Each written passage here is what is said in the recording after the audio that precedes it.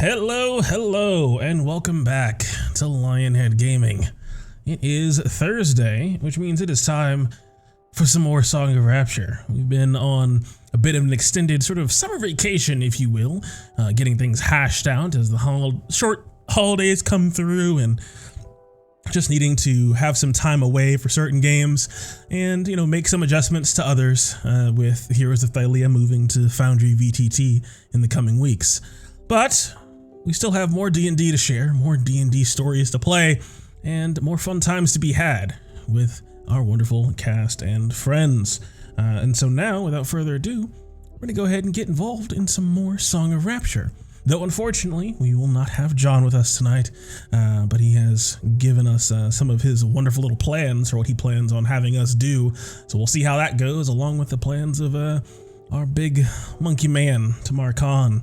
But this is not my story to orchestrate. For that, I'll pass it on over to Monsieur Omen. Monsieur Omen?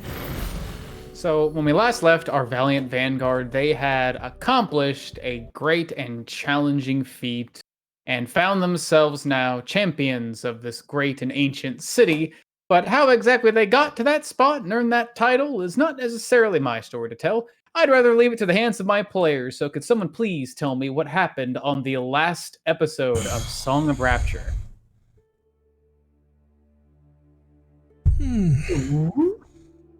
So on the last episode of Song of Rapture, we had just finished confronting, well, a slew of horrible insectoid creatures or something in an arena. The fabled arenas of Roka? This sort of yearly competition that we had entered ourselves in for prestige and for financial gain, well, had been working out in our favor thus far. Apparently confronting something known as Pharaoh, the Queen of Serpents, a Titan-born from a bygone age, something that would be, well, comparable to a dragon. And having just killed a dragon, what better way to add to our fame and reputation than killing something equal to one, again in short order. And this last fight was perilous.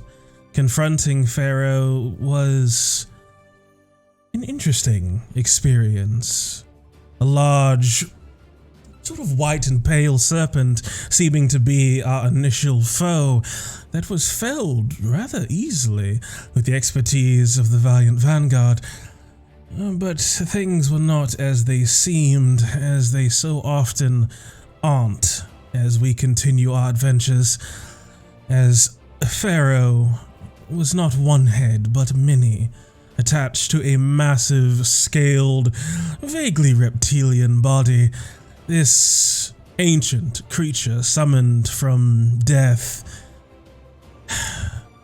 was not only the scourge of the White Sea, but the scourge of my very life, pushing myself and some of my allies quite far.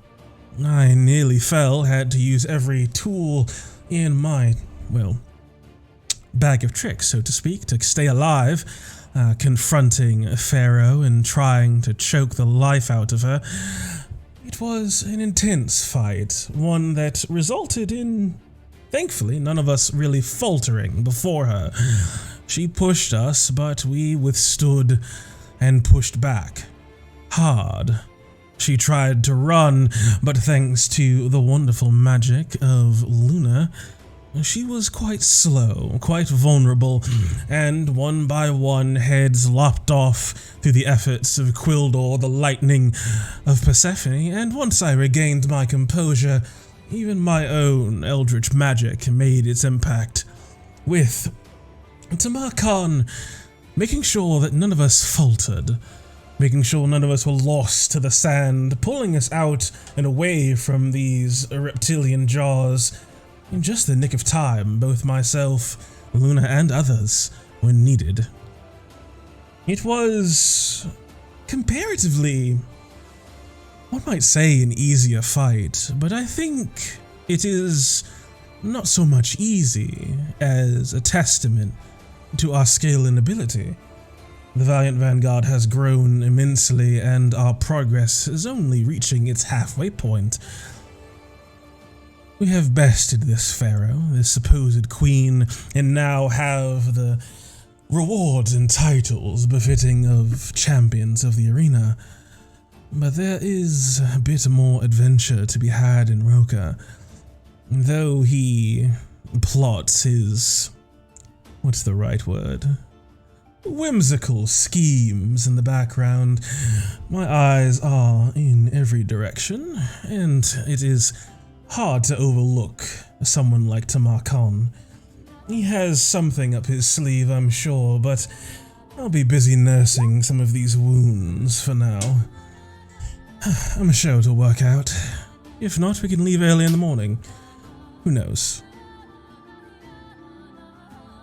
Well done. Give yourself some DM inspiration, Samantha. Yeah, get in there. Good luck. No advantage for you. Okay, it's not mine now. I'm gonna take my inspiration and take it out. As we will rejoin our Valiant Vanguard, no longer standing in the heart of the arena, but instead finding themselves standing on the height, not quite the tallest height, but the second level of this grand and resplendent looking ziggurat, having been led up from their hardened and bloodied battle against the beast pharaoh towards one of the highest points in all of Roka, at which you could see most of the arena has been scattered, its stands having been dispersed of its viewers. And instead now they seem to be surrounding the ziggurat at this face between your arena and this great structure, as you are joined at its height by the Wizard King of Roka, Jedi Al-Zahir, as well as looks like a large muscled man, one you've come to know very recently, gave his advice before your fight, the divine champion of the arena himself, Ramses, as well as a loud-voiced and scrawny-looking half-elf who is grinning ear to ear in this great and exciting moment in the history of Roka, as you were joined by Venkatali, as you guys are essentially being displayed before the audience, as Jedi is currently speaking out an announcement. As you have seen, the blades of these far-traveled adventurers cut deep, and their skill runs even further. They came to this city under the title of Dragon Slayer, one that is a rumored name, one that has not been heard in quite some time. And yet you have seen it yourself. By their hands, a creature remarkably similar to dragons, sharing their title, has been felled. I believe this rumor is nothing less than a great achievement in history. Ladies and gentlemen of Roka, it is my pleasure and my honor to commence the beginning of the New Year Festival with the announcement of our new champions of the arena. The Valiant Vanguard. As they motions her hands out, you can hear below the crowd is just excited again, just roaring out towards you guys. As it seems like they are just having a good time. It seems like you can see now, actually with this great height scattered throughout the city, you can see a number of individuals are now setting up stands and the like. It seems like, although your celebration is being shared now, it seems like there'll be more to come in the following day. And as this title, you are bestowed a new honor, as he looks over to this large man who Ramsey just smashes his great axe next to him on the ground. Indeed! Fellow champions of the arena, although I save it normally as an annual challenge, we now stand on equal ground. Well, almost equal ground, truly. I stand before you as a colleague of the ring, someone who has, just like you, stood before a great challenge and emerged victorious. But the title of Divine Champion can only belong to one. If you wish to challenge me and try to wrest it from me, I would always be happy to take it. Always be happy to provide these people with entertainment they deserve. But I assure you, I would not hold back. Is that what you want to hear, people? Do you want to see another bloodbath? Ah, of course you do, of course. But that will have to wait. As the crowd just seems to be nuts. As behind them you can see Vin starting to gather a number of supplies. It looks like these stacked chests. All of them sort of rattling and shaking with the sound of treasures inside. But as he seems to be going through them, Jetty will actually sort of step down to your level from his heightened point and sort of like put a hand on like your shoulder, Samantha, and sort of motion you and the other Valiant Vanguard forward. My champions, you have the city of Roka before you, travelers from all across Mobia and even the face of Hearth. These moments are yours. Are there any words you wish to impart upon the people? I call the last word. Mookie Man looking down at Samantha. If you all wish to say anything on your own behalf, by all means feel free. But I will lead the closing argument. I'll have the last word. It was certainly a bunch of fun. Although, it seemed to have ended a little bit soon. If I had another chance, I'll certainly take you up on your offer, Ramses. Stand monstrous in my form for the next, 55 minutes. Yeah!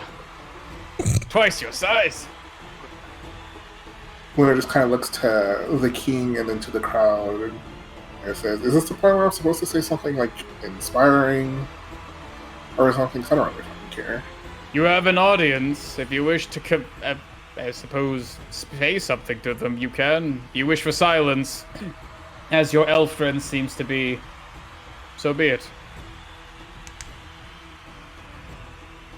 I push him out forward. City of Roka. That's with I all. push him at the back.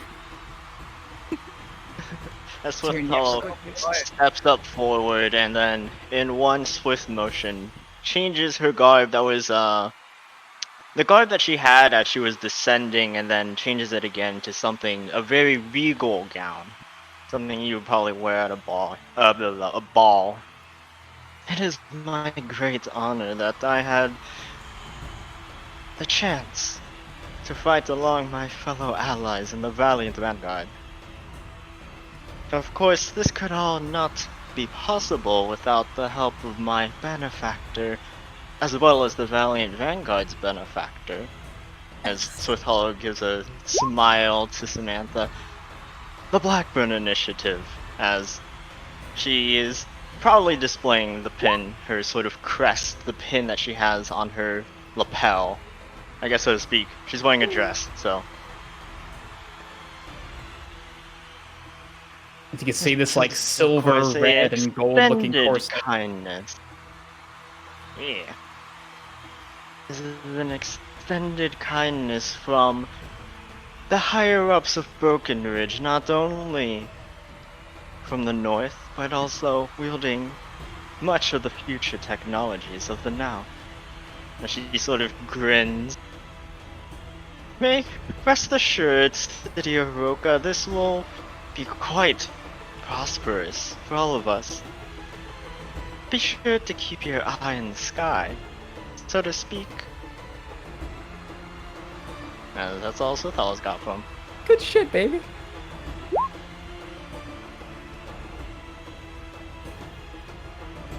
Anyone else want to say anything? You're better with words than I am.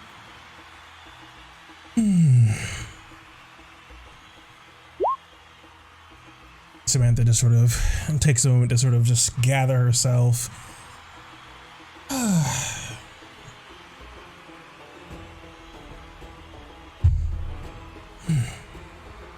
And steps forward. You step forward. We are the Valiant Vanguard, and we have confronted this challenge like we will confront so many others. We shall go on to the very end, and we shall be eternal, fighting where we need to, whether it be the seas and oceans, the plains, the mountains, wherever the Vanguard is needed. They will be there. Our confidence and our strength continues to grow and will grow onwards, and we will defend the lands of Mobia and the lands of other nations as well, if the time comes to pass. Wherever the vanguard is needed, the vanguard will be there first. In the fields, the streets, the hills, or the sands. And the valiant vanguard will never, ever surrender. As you hear the crowd just burst out in a great cheer, just a few moments after that final, I guess, poignant line. As you hear sort of this, like, amidst all the sounds around you, this sort of soft metallic chuckle behind you as the king just sort of gives you a curt nod. Well spoken, Samantha. My people of Roka, there are still festivities to have on this night. Keep your spirits and your stamina high, for there is much more fun to come. As with that, some of the crowd will start to disperse. Some of them will start waiting for you at the bottom of the pyramid. It seems like they're actually like sort of waving your way, trying to talk to you. But in the meantime, Vin would finally have all of his supplies sorted out. Before each of you is this sort of 2 foot wide, 2 foot deep, and 2 foot tall, like, chest. That as he presents it, he pops each one open. Each one looks like they had a lock that is now unlocked.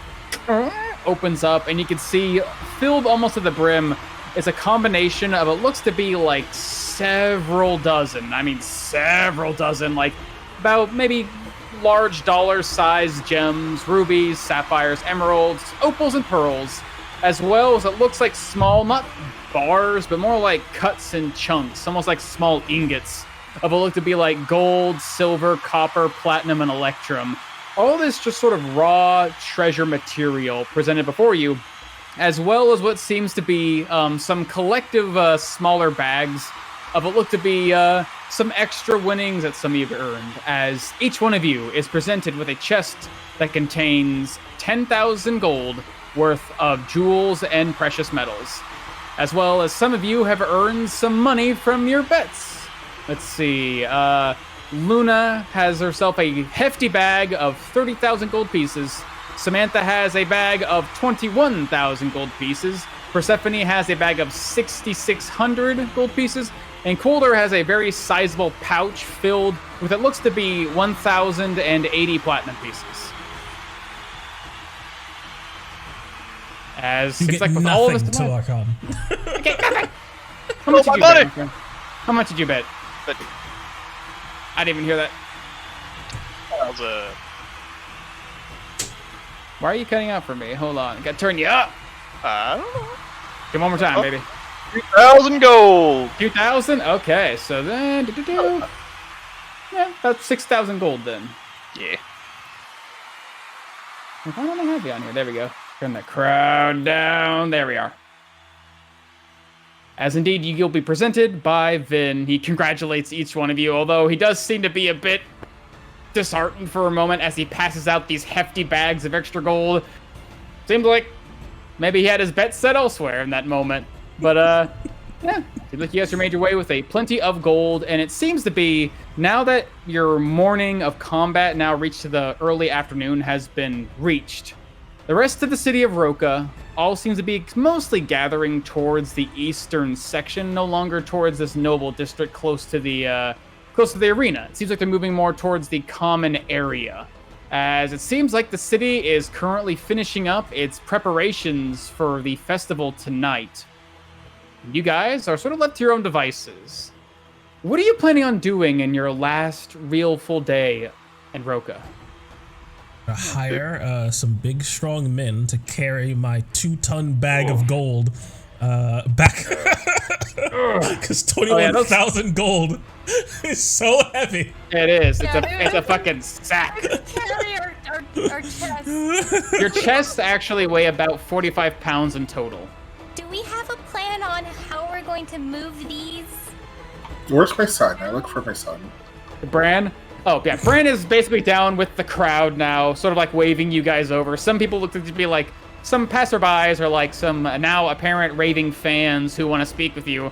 Others, you can see a familiar green face. Now, no longer wearing his normal like sort of set of squire clothing that's been sort of acquired for him. He now seems to be wearing some very culturally appropriate clothing. Where did he get that? Hard to say. You haven't seen him since the other night he was in the brothel, but he seems to be wearing this like long flowing robe with like bands of gold around his wrist. But besides this is his white cloak. He has like this very bare exposed chest as he's like waving you guys over excitedly. You guys need me to carry some things for you as I stretch open this bag to a weird degree as I just scoop up the chest with one hand and just whoop it into the bag. Is that going to fit mine? Can you fit mine? Yes. Is it too much? Oh, it's not that large. My comically Just large avoid that. bag. Just shove everything in there. Shove my stuff, not you guys' stuff. Maybe not everyone's. And might be pushing it. Here, It's 1 or 2 or 3 or 4, I 5. put my bag inside of Tamar Khan's bag. Yep. Perfect. All right, here we go, guys. Oh, no, All wait. right. Give me I just charisma don't know saves. what's happening. You said the chests were 45 pounds? Chests are 45 pounds. They're 2 feet wide, 1 foot deep, 1 foot tall. Yeah. Easily enough to carry it all if you need me to. I was perhaps planning on, considering how much the winnings are, maybe utilizing, if you would be so kind, a bit of teleportation magic to go back to Cradle Keep. Like I said, I did establish a place for safekeeping for each of you, that you would be able to leave some of this, well, lifetime's worth of wealth in a safe place. Have we established we have teleportation magic yet? We teleported to Roka, didn't we? From Cradle Keep. They teleported us. I mean, I assume they could probably teleport us back. Never mind, I'm stupid. Leave me alone. Yeah. You know, in that case, I kind of just want to give my whole chest to Zwine. He was working on something for me, and I think this would be really helpful for him. Sure. I may keep my funds to myself if they are to a place I cannot reach them. Do me no good. Well, we have a bit more than well, what you're bogging yourself down with, so it's understandable. Yes, sir. And I have no immediate use for it, so if you need more money, simply ask. Give me a moment, as I'm gonna walk through the crowd to Brad, just pushing Panther away. I don't feel like telling anyone. Yeah, just walking past them. There are people like trying to get in your way. You're like a reach out K-pop and touch star. them. How do you Yeah, make just, it through the mosh wading through pit? crowds. Yeah, I don't need a bodyguard. If people just come to talk to me, I'll just like calm to face them away. She's touching me. She's actually touching me. Touching me? I'm never washing my face again. Yeah. Oh my Again, the audience has seen literally how destructive some of your magic is. So the moment it's made obvious to some of them that you're not really there to talk to them or approach them, they immediately like give you a bit of moment of space, but they do sort of like tail behind you. As you eventually do reach Bran, who's just like excitedly like clapping his hands together. I can't believe it. You guys took that thing down in no time. Did you get suddenly more country? What are you wearing? I got this at the place I was staying at, the Sikin Silbed or whatever. It was they offered me some new clothes. They said it was gonna be more fitting here. I kind of like it. It's pretty hot here. I mean, get used to it because we're staying for a bit. I need you to help carry stuff. Oh, yeah, I can do that. I'll give me what you need. So I'm just gonna bring it back to the group because I can't carry like Oh. 30,000 gold. All right. As yeah, you can see like now more Roken Bran follows Luna up and starts up these steps. Takes some time to go up and down them steps, by the way. It's a pretty tall structure. You're getting them leg muscles worked out. But he reaches up, seems to do it pretty easily. And eventually, once he sees all the supplies gathered and the king now having given him like a now finally turning to approach back to the crowd and return to his what seems to be more festivitable duties. He gathers your things. It's like 600 pounds of gold. It's a lot. As yeah, he's gonna start picking up like the sack over his shoulder and kind of realizes the weight behind it, and then like under one arm he tries to scoop up this chest. We may need a cart or something. I'll You put need like a very strong 20 card. I could put a bunch of that gold into my bag of holding. So like instead of like 30,000, it's like, what is it? one 10,000 that he's holding in the bag. Okay. But the king's ransom on this thing. Indeed. It will be quite useful in the coming days, I'm sure. It is. When we go back to the holding room where we were before to get our things, before we split off in different directions or whatnot, do you mind if I have a moment? Mostly I just want to know what everybody's doing, but I have some requests from the rest of the group. If you could help me out. What's your One passive more thing insight? I'd like to do. Decent. Not Yeah, so amazing. Like a It's 16 or 13. something? 13. Okay. All Just right, just so- from wisdom, just general wisdom. Yeah, okay, so, like, I think with my passive deception, I'd fucking annihilate you. But, with enough time, you sort of look at Samantha, because I sort of updated this for after the rest, but looking at her, you can tell she's sort of putting on airs a bit, as she looks really tired and really exhausted, as she would still be pretty low in HP from that whole situation, assuming, of course, we didn't take another short rest. And even then, I think I I've only got had an a couple hour rest to go. Yeah, I think I only had a couple hit dice left anyway, so I'd still be at like 25%. I am going to perhaps take some time to rest and recuperate and prepare my subjects for travel. I know you are intending on leaving this place perhaps tomorrow. Indeed. That's what I want to talk about. Do not worry, I'm not going to rush you into anything right now at this moment. Mostly in the morning. But I just want to know what everyone is up to. We scattering into the winds, or where are we actually going after this? Quildor mentioned something about some caravan? Indeed. I plan to go speak with Nuzo once I've patched some of these wounds. I think I may have finally won her over on this business deal of ours. I may have gotten some work for us along our travel. Make some extra coin along the way. That's good. What we may need to leave early in the morning. Wonderful. How early are we talking about? Say, the crack of dawn? Most caravans travel upon the rising of the sun. I would say the crack of dawn sounds accurate. Wonderful. Yeah, so about that, me and Brett aren't coming. What? What? There Staying is. an extra day as well. I'm staying an extra month. Hey, Ma! You did Yeah. not get into some trouble, did you, Lona? Well, no, but the clerics in the ziggurat, like the lowest levels, teaching me how to communicate with spirits from beyond the planes. And, said that I need to learn that for several reasons. So I'm going to stay for them to teach me how to do that. You can tell from her body language, Samantha is already well aware. And Swift Hollow, you said you're just gonna stay another day? Sweetheart, you are so quiet. How soft.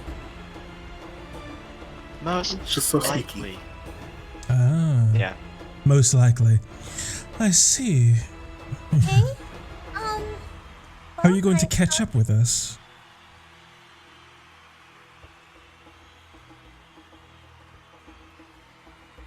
I'm straining my elf ears as hard as I can. I can't hear her speak. Hello. I don't think he's saying Oh. anything. What was that? What I was said, that? how are you going to catch up with us if you're going to stay a day? Probably get a horse. I can just ride. You guys are a slow caravan. You guys aren't going to be going fast. You must understand, Swift Hollow, these are the sands of the White Sea. These lands are not easily traveled by wagons or horses, even by foot. It takes the use of skimmers, like boats on the sand, to traverse them. And that's what we will be using to carry our supplies. I would advise I have an extra one. I say that as I have multiples. It's folding. It's magic. Oh. A folding skimmer. That's When did you good. get a skimmer? Impulse buying is an issue of mine that I am trying to work on, but I bought it in You see all of my the snakes just sort of district. come down from like looking at like the entire audience and sort of looking at you, and like I sort of squint my eyes. Okay, I'll be sure to make a note of that. I was gonna offer to stay behind, and that way Swift Hollow could have owls to fly on. Or maybe That there'd sounds be better faster than ways. navigating by a boat. What was that? Cool. Are we the? She said it sounds better than navigating by a boat. Traveling by boat. Okay, so considering that most of us are going to be separated and I'm not going to see you for another month, Luna, I think I should probably say I found out a little bit more about my brother's alleged marriage situation. I don't really want to get into it because I don't know all those details, but my teacher... She's fucking ugly, isn't she? I would assume it's quite the opposite. Actually, it could be exactly that. He's to be wed to a Fey Queen. Ooh. There's a lot that doesn't sit right about that. Between the timing and what I know of Raul and everything. Is your You know brother which ugly? one? What a lucky brother you have, I suppose. I mean, is he ugly? Is he like shooting way above his league? I wouldn't say. I don't know. I haven't seen her. Sort of just approach Oh, you should definitely see her name. and get a little, Go ahead. Come on, If you come know on. who she is, let me know. Maybe I know something about her. That's what I intend to find out. I'm a little wary. Raul wasn't really able to stick up for himself right when I left. In fact, he was kind of a husk Impressionable? of sorts. No, it's just I think he just got tired of fighting what Father wanted him to be.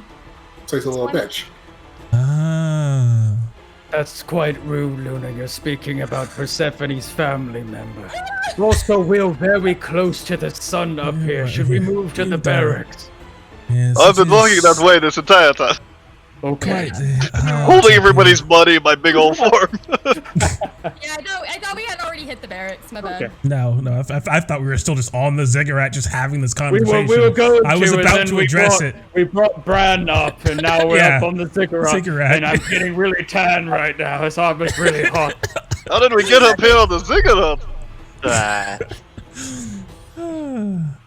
Yeah. So eventually sort you of guys make your making our to way the down shade. the ziggurat, Samantha would, unlike Luna, she would just take a deep breath and put on airs and glad hand with all of the people going down, like, you know, she'd fucking sign autographs or whatever people wanted, just full on, like, it's the closest thing to a thing she has not had in a very long time, Omen. Just hands reaching out, trying to touch your hands. People reaching out, trying to touch your scales.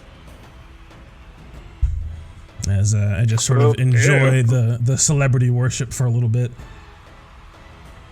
Basking in it, one might say. Yes, basking in it. So You there, and you there, you three, carry me. Go Touch me. fetch a litter for me.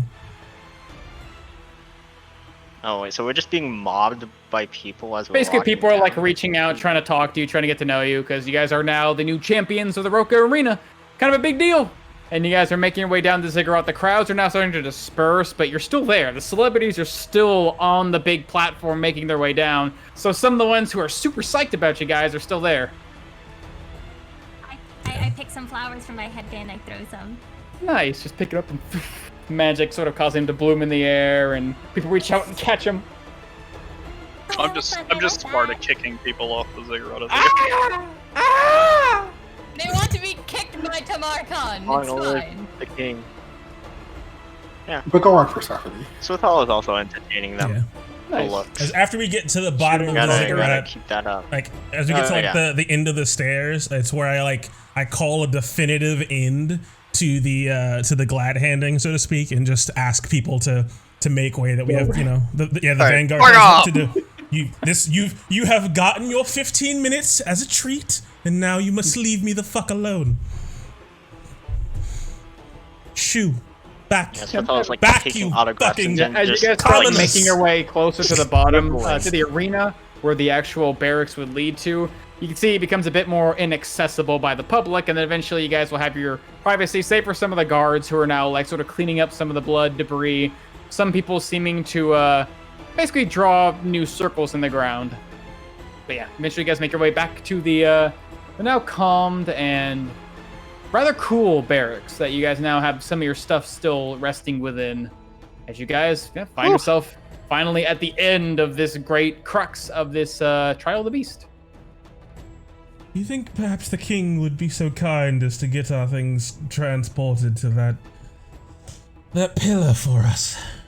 Teleportation circle. Don't do or not. Well, anyways.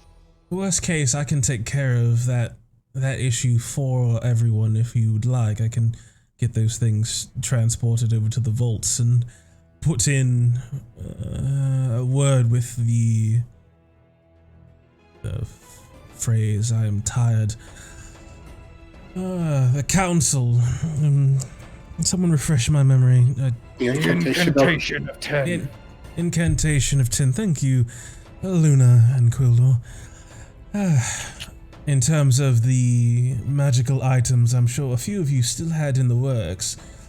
I was remiss to put my magical pearl out of my hands for such a momentous occasion, but I do not believe we thought something so magnificent was going to take place when we came here, so I can't really accept the blame for it, but hopefully our next achievements will be captured for the record. Sure. But basically, if you want, I'll fucking, I'm not going to go to sleep, so I can see about going back to Cradle Keep with all of the money and get it deposited as people see fit, and carry your commission notes to people as well, if you like, if you want to just not have to worry about doing that. And our stuff is still being transported from. Yeah, that's still a Mount Cox, process. isn't it? Yeah, that's still going on. Yeah. Just give Swine the chest and tell him it's for Persephone's wings. He'll know. Yeah, I can do that. That's Put no your problem. wings. Points. You're Well, making there was- wings. There was this really nice cloak in Obsidius's horde, and I thought it would be nice to get them fashioned to look like wings. Wonderful idea. So, Anyways. Luna sadly I have is going business to to be be done. staying here a month, Swift Hollow a day, but the rest of us leaving in the morning, and Swift Hollow. As you say Swift Hollow's name, should be walking towards the door. Swift Hollow, where are you going? Hold, please, come back. I would like to ask you something. Hello? Othello? What? Tamakon has something to ask you. So tell her Yes. quiet. Peter, You're so quiet. So Yeah, quiet. He's trying. Just don't speak. Don't speak over Peter. But- Tamarcon asks you to wait. Anyways, while Swift Hollow is I can hopefully hear not him. leaving. Oh, there you are. Yeah, we can hear you So- too. And Swift Hollow, if you could please, Yeah. I have sort of a request from the rest of the group. Before we leave, something that see if I can get a You accomplished. asked me last night.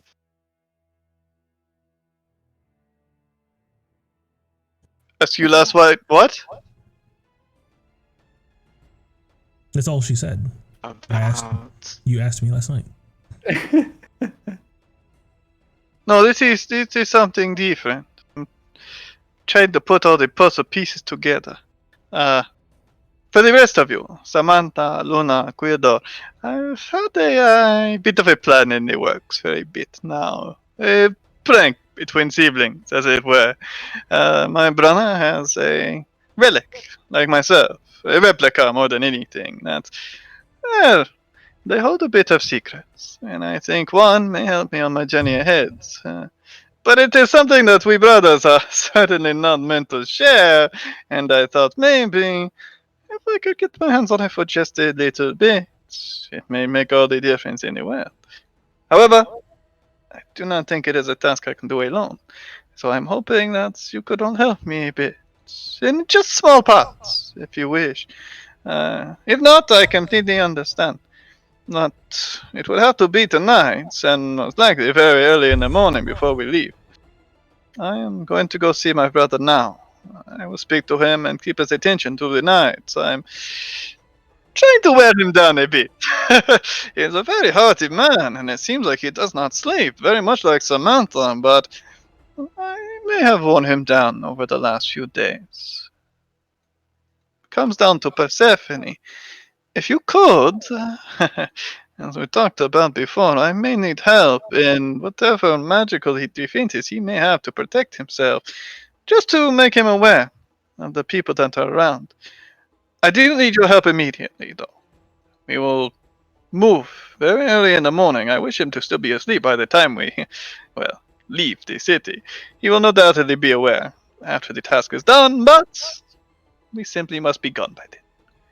If you could, take your rest, wake early in the morning, find me within the pool, the garden, and if you see me meditating, see if you can find what magic protects him. Also, I may need help because I may be exhausted at the time. Is there anything you can do about that? Because I'm not going to be sleeping. But, by the way, other than that, Sweet Hollow, the thing that we had prepared to help him with his rest, I know no such things. If I could trust on you to prepare it early in the morning, to find the tea, I could help you in this, but if it could be your hand to actually prepare it, I am sure it would be worth multitudes compared to myself.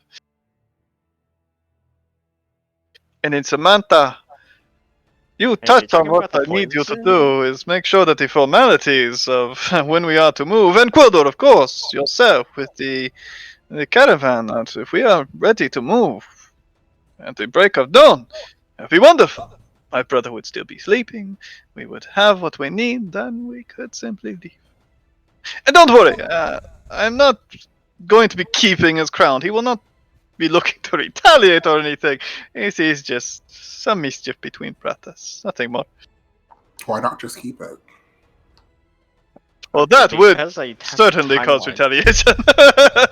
I would not feel great about Yeah, that must have the leaving you timeline here. weird. Isn't it tonight? Right now? No, it's like first thing in the morning. Yeah, Yes. Yeah, the heist Time- that he's trying to do. timeline Isn't shifting. it tonight? Yeah, if he wants to get it done super early in the morning and then Early leave in the- also that morning. Indeed. Yeah, it's like a 3 a.m. heist, and then we roll out at 6. Yeah. Mhm. Indeed. I'm simply asking that you have maybe an early rest tonight, and then early in the morning, before the, the roosters crow, if there are such things around here, you come and assist me in my little task. You just need me to make sure that we're ready to go first thing in the morning, then. Exactly. I can see about getting that done. I just need a little bit of rest, and then I'll make sure the preparations are in order with Quildor. I'm sure he can go speak with your well, your friend. Indeed. So, Suetalo? Persephone? Early in the morning? Yes. You already had me. You already gave me the money to my con. Wait, she's getting paid for this? Is there something you wanted to return? I would certainly owe you one, Persephone. Yes. Wonderful day. I wasn't getting paid for Persephone, he was paying me in his stead to get something he could not acquire. It was his money. Oh, well, I have a favor never out of it anyways. There you are. And it's what friends do, yes?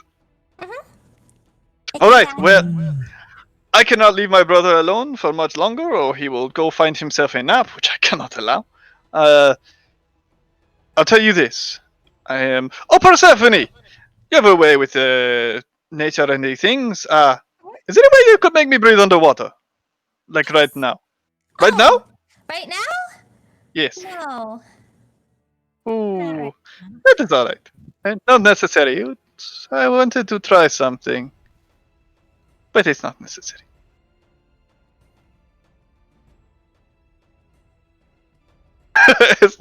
Luna turned to a witch real quick. Just go to me a wish real quick. Just slip into wish real quick. So, say 3 or so, no.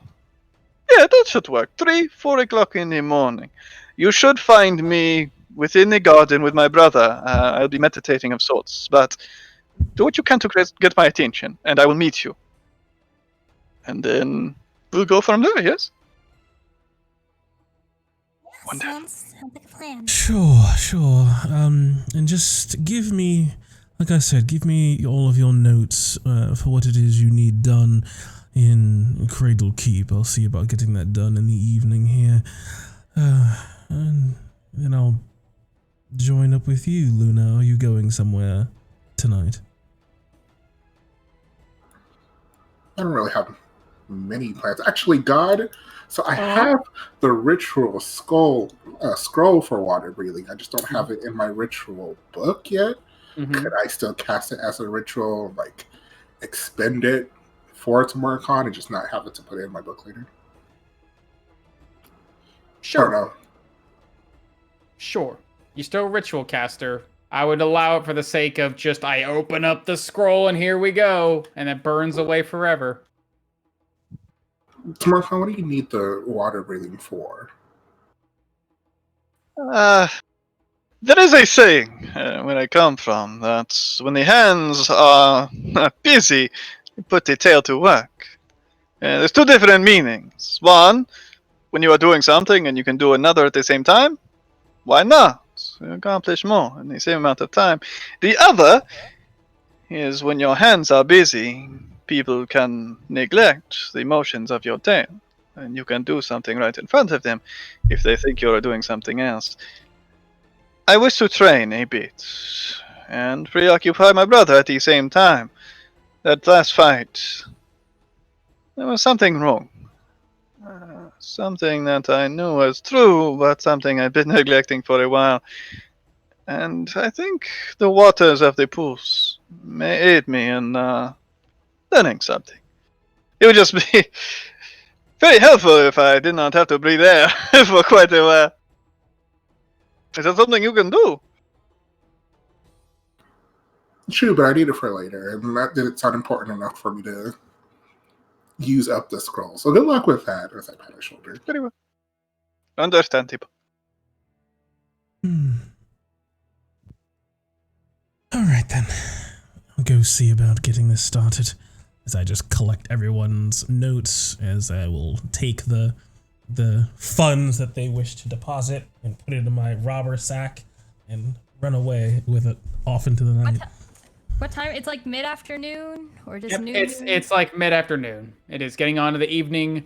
The city of Roka is currently bustling with people setting up. It looks to be stalls, and now it looks like these tall pillars and canisters that seem to be resting along the edge of rooftops. Seeming like they're setting up for something big. But yeah, place is just currently just bustling. And of course, the moment you get out there, or the moment someone recognizes you, here comes the crowd again. I think I'm going to enjoy the festivities for a little bit. Bombed. Of course. If you need me, I will be with my brother in the gardens. I hate festivals. Samantha, I'll come with you to Cradle Keep. Brad, you stay here and figure out a trading plan with Quill while you're here for a month. Yeah, sure, I can do that. But you don't Back like to the festivals. Oh, we're going back to the yeah, I'll go. As Did he you- immediately falls after Quill to the silken sea bed. You see Samantha look at you with a lot more sincerity than you've seen in a long time. Did you not like the festival I put on a few months ago? I mean, it was fine. I didn't hate it. My high insight, is that a lie? Are you Not lying, really. Luna? Not really. I'm like indirectly telling the truth, I guess. I didn't hate it. That's pretty direct. I'm not saying I liked it, but I didn't hate it. What don't you like about festivals? Is it just like just continue carrying the stuff It's and the trying people, to head isn't it? towards? It's about how crowded it is, isn't it? Luna doesn't like crowds. I don't like people. There. As So would it everyone be- starts to file out, just before Tamakon leaves, Swithalo puts a hand on his shoulder just before he leaves. And it's just the two of them. Do not forget why you're getting the crown, Tamakon. Of course. I know you somehow managed to get the rest of the party in this, but remember why we're doing that. I'm getting none of this. What? Because we're trying to get into the vault. Me and you. He's basically saying, remember why we're doing this. Remember Of why course. we're trying. Yes. Yeah. Our heist. Look, But I it's am only always me up. and you. I am always up for a good bit And of that's fun her between my concern. It's brothers, like, oh but boy, now you're starting to involve the entire party. Don't forget why we're doing this, Tamakon. No, I completely understand. But when it comes to the end of the day, it is to bring those who trust me along with me. Pluto, I found an ally in you, but I would love it to be a task that we can all take on together when the time comes. If not, oh well. But do not forget, I am completely on task. It is something very much worth doing. Oh yes, golden monkey tea. It is his favorite. What I can do. It's a real tea, apparently. I don't know. I don't like Mm. that. It's a tea called I'll see what golden I can monkey do, tea. Tamakon. Most narcissistic tea in the world. Okay. I So will like see you. rewind the clock. Roll back the clock. Literally roll back the clock one whole day to when Swith Hollow was told about what Tamakon wanted to do. How many hours of work could I have put in? Because like If he you taught me in like the early evening. Mhm. Up until the actual hey, how about that? You would actually be able to get 8 hours of work in. I would normally say you'd only be able to get about 4 in because you would need to sleep. But lo and behold, the power of the elves and their ability to trance allows them to catch up on all the rest they need in a short amount of time and then proceed with their day as is.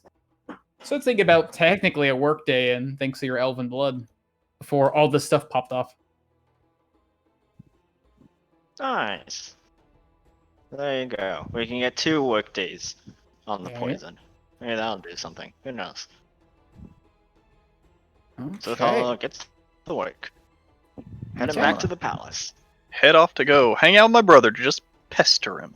Talk to him Okay. about some things. So Talo's heading back to the palace to get to work on some of her poison, her very collected and now going to be a very personalized, I guess, essential item in this grand heist. Tamarkon's going to reconvene with Mandra Khan. Samantha's heading back with, it seems to be, supplies to take to Cradle Keep. What are the rest of y'all doing? I guess the rest of Luna's the two of riding y'all doing. shotgun. Okay, Luna's riding shotgun with Samantha. What are you doing, Persephone? Anything in particular? I want to enjoy some of the party, but there is a particular thing because Persephone noticed that there are a lot of elves with like, not really painted, but like swirls and markings, and she wants to know how she can get that. Oh, you mean like the Curious markings about in their skin? Sure. Mhm. If you ever asked one of the elves about that, they say that it's a way that they sort of have some of the elves here closest to Sune sort of worship her and show reverence. When they bask themselves in the sun, their skin turns this great golden color, and by laying either inks or sometimes just literally strips of wax paper or other things blocking on their skin and allowing them to bask in the sun, they'll peel them off and they'll have these like natural, beautiful elven curls symbols on their body.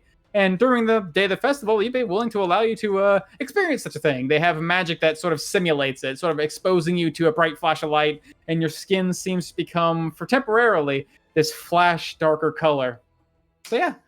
Yes. Oh, easily enough for free. This is during the setup of the festival. You find a couple elves who it looks like they're holding these wands that seem to, when they flick them, there's this bright, like, sun flash of light. And after it rushes across you, Persephone, you feel almost... I have just the thing for this. I have just the thing for this. Oh! What do we got? Oh, God, yep. As the light shines across your body, it almost painful at first. There's like almost stinging, invasive feeling before it finally fades into a basking warmth. And the next moment, your skin is no longer this soft white you'd expect of a forest elf dwelling beneath these dense canopies hiding from the sunlight. You are now like a deep caramel color. And what symbols do you have on your body if you gave yourself any symbols? Symbols that represent Fae riding and swirling around her like vines and flowers and little flower buds. Nice. You can see like, yeah, those, what would you call it? Is there an actual name for the druidic like sort of spiral shape of like the 3 spirals encircling one another? Because they get like one of those up on your arm. You get like your little flowering vines on the other. It looks quite like Celtic thing. Yeah, that's kind of. Like the Celtic Yeah, it's from like type the of thing. Irish. Sure. Like, I wonder if there's. religion. I didn't know if there's a name for it, but it looks a lot like Celtic that. knot. Yeah, Celtic knot. As you get like these combination of both druidic, a connection to nature, as well as just some like nice ornamental flowers, and they tell you that these this sort of visage will last you for about a week. Only way you can get rid of it is if you were to use like lesser equal magic to remove the color or pigmentation. They say like a simple spell like prestidigitation that most every caster knows can get rid of it, but otherwise dispelling the magic will remove it early as well. But yeah. Are you No, talking this is about? perfect. This is great. I put it in the Song of Rapture chat. Are you talking about that? Yeah. That's the triskelion. That's a different thing, but it's the 3-leg symbol, which is it's also Celtic, but yeah. Cool. It's a Yeah. Whatever that's called. I like it. Step back. Skeleon. I'll remember that. I'll try to. Yeah. All right. Other than that, I just enjoy the party for a bit. Sure. Okay. Samantha and Luna, if you're making your way back towards the tower to basically access the teleportation circle, the Kenku will be available, basically help you. Seems like everyone else is sort of out of the building. TikTok is there to the best of his ability without having to roleplay that entire. God, why would I do that?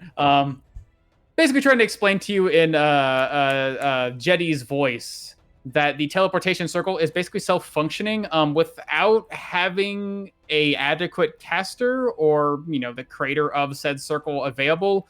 The trip would basically be one way unless you can get the other side to agree. Should be too hard to get the incantation to send you back if need be, but again, it basically is saying like, hey, if for every reason you can't find the incantation, you guys might be stuck in Cradle Keep a day. Just sort of a warning of how the magic works. But yeah, if you want to, they'll activate the magic and send you back to Cradle Keep. It should be fine. If the incantation refuses to see us, I can make a commotion. Probably don't want lightning bolts flying through their city. You know, commotion is like one of your first responses to really any problem. It's the most direct path to getting what I want. Yes, but you don't have to cause a commotion just because the poor lady got your drink wrong, Luna, as we step into the teleportation circle. As for the bright flash of light like before, the symbol lights up. You guys are teleported almost, it seems to be invasively into an empty chamber of the incantation of 10. You find a flash of light, and then what was once like a bright lit room you guys have been in at least 2 or 3 times before is now basically dark. You can see like the symbol below you is still glowing, but it seems if yeah, you guys are sort of like in this empty room now. If you guys were to go down the back door, you could push it open and you'd see the great like drop to the rest of the archives, but no longer with the magic you guys had to get up there as before. Just have sacks of gold. Conjuring lightning within her hands. No, I just want to put my hands over her hands. Stop! Don't start casting lightning all over the place. As go about trying to acquire the attention and notice of Tenzin.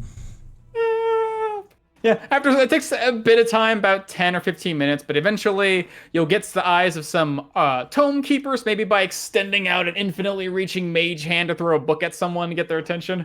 Eventually, Poke someone in the side of the face. Basically someone would come to actually bring you down. They would bring a ladder. Seems like the 10 are currently busy across the city of Cradle Keep at this time. Certain matters they are currently investigating. Although they are still within the city, they are sort of indisposed at the moment. But yeah, eventually they'll lead you back down. You guys get back to the city. You have all of your loot that you're carrying inside of your special magic components. And you guys are just literally looking to deposit this at whoever you need to go to. Your inventors, you can leave them with the incantation or someone to give to the incantation. If you want to work on some magic items, if you're literally dropping off the bank, you can easily go to find the bank, carry all this loot, drop it off to them, tell them it's for this account that apparently is still underway of being developed with these funds that have not yet reached the city of Cradle Keep. It seems like word is that they're still out traveling. The crew moves quite slowly through the sand, and they're basically excavating a mountain now. Yeah, it's a process, I'm sure. But yes. Now the accounts can actually have a bit of deposit as people can send you or put on their character sheets whatever that is they would deposit in the bank. I have a little bit in there, but yeah, most of it's set aside from the Dragon Horde. As I would want to take care of the bank deposit first, and then just sort of I would take my my chest and try to find Mr. Flashy Pants and give him the chest to finish my IMAX. Thank you. Again, looking around the city, can't seem to find the incantation, but if you're wanting to leave something to give to them with a note or whatever, it seems like the tome keepers are sort of a decent substitute. Oh, okay, I got you. Mm-hmm. I just break into his room and leave it. Chest full of gold. Make this shit work, baby. Later. Leave the note. Yeah, so Anti-rob me? Yeah, I anti-robbed you, exactly. I invaded your personal space. No, I'll drop off the chest for my IMAX, and then Persephone's chest for her wings is, I believe, the only other order I received. And then I guess maybe just sort of futz up everything. And just spend time with Luna and have the tome keepers let the incantation know if they see them that Luna and I are in town and would like a meeting when they have time, hopefully like at midnight or something, a decent time. Or else. Or else. Oh yes, yes. Or else the commotion will start happening. Not just or else. And we'll just we'll go get our favorite room from our favorite little hotel or whatever for The Silver Scorpion. Yes, the Silver Scorpion. Gotta get our presidential suite for a couple hours. Just be like, hey, it's us. Here's a bunch of platinum. Give me the room back. Okay. So yeah, spending most of the day there, you'd probably find literally it would be close to like 10 or 11 o'clock at night when finally word would reach back to you guys that incantation have finally regathered, although it seems that you only have a handful to actually bring. It seems like it's Septim and Tenzin, who's quick to answer the call. Well, I say quick, but comparatively quick with everything going on. They basically meet up with you if you guys want to discuss or chat or ask them any questions. We can ask the questions now. We can save it till another day if you want to save it another day. Yeah, because I think I'd want to have a proper discussion with Tenzin. Sure. Him being like my, not master, but my Dumbledore, my Dumbledore basically. Because he's like, hey everybody, look at my apprentice. She listens to me. Look. She has a lightning bolt scar on her face. She's cool. Yeah, so I'll have a conversation with Tenzin and tell him about the things that we were up to in his last literally a day or two, and then be like, hey, can you send us home? Can you send us back to Roka? Love you, bud. Sure. Thanks. Yep. They'd have a basically sort of not a thorough meeting with you guys. It seems like they also have some things they wish to discuss, which pertains to why the 10 have been sort of busy, but details on that will be hashed out later. In the meantime, once literally later in the evening, you guys would be sent back to to the city of Roca and says that they're excited to send you because it's quite a beautiful festival and they wish they themselves could go see it.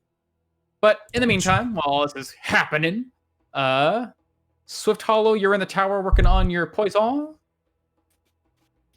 Yeah, the way that Nice. Swift is going about is that the essence of ether is supposed to be, from what you can tell, sort of gas, but she's not really gonna give it to him in that inhaled form. That's kind of worthless to him. So Swift Hollow, using the alchemical components she has to her mainly, ways to just condense it down, turn it into a liquid, using acids to perhaps reduce it even further, try to turn it into something she can more usable. Perhaps like an oil that she can work into some sort of medium. Maybe he did talk about how he wanted it to be sort of edible, so she's gonna mostly try to figure out a way, maybe combine it with some sort of edible fruit, or maybe just roll it into leaves to turn it from being an inhaled to an ingested poison. That's Roll how me Swift roll me a poisoner's check, as you're gonna be tinkering with Am I some level 14?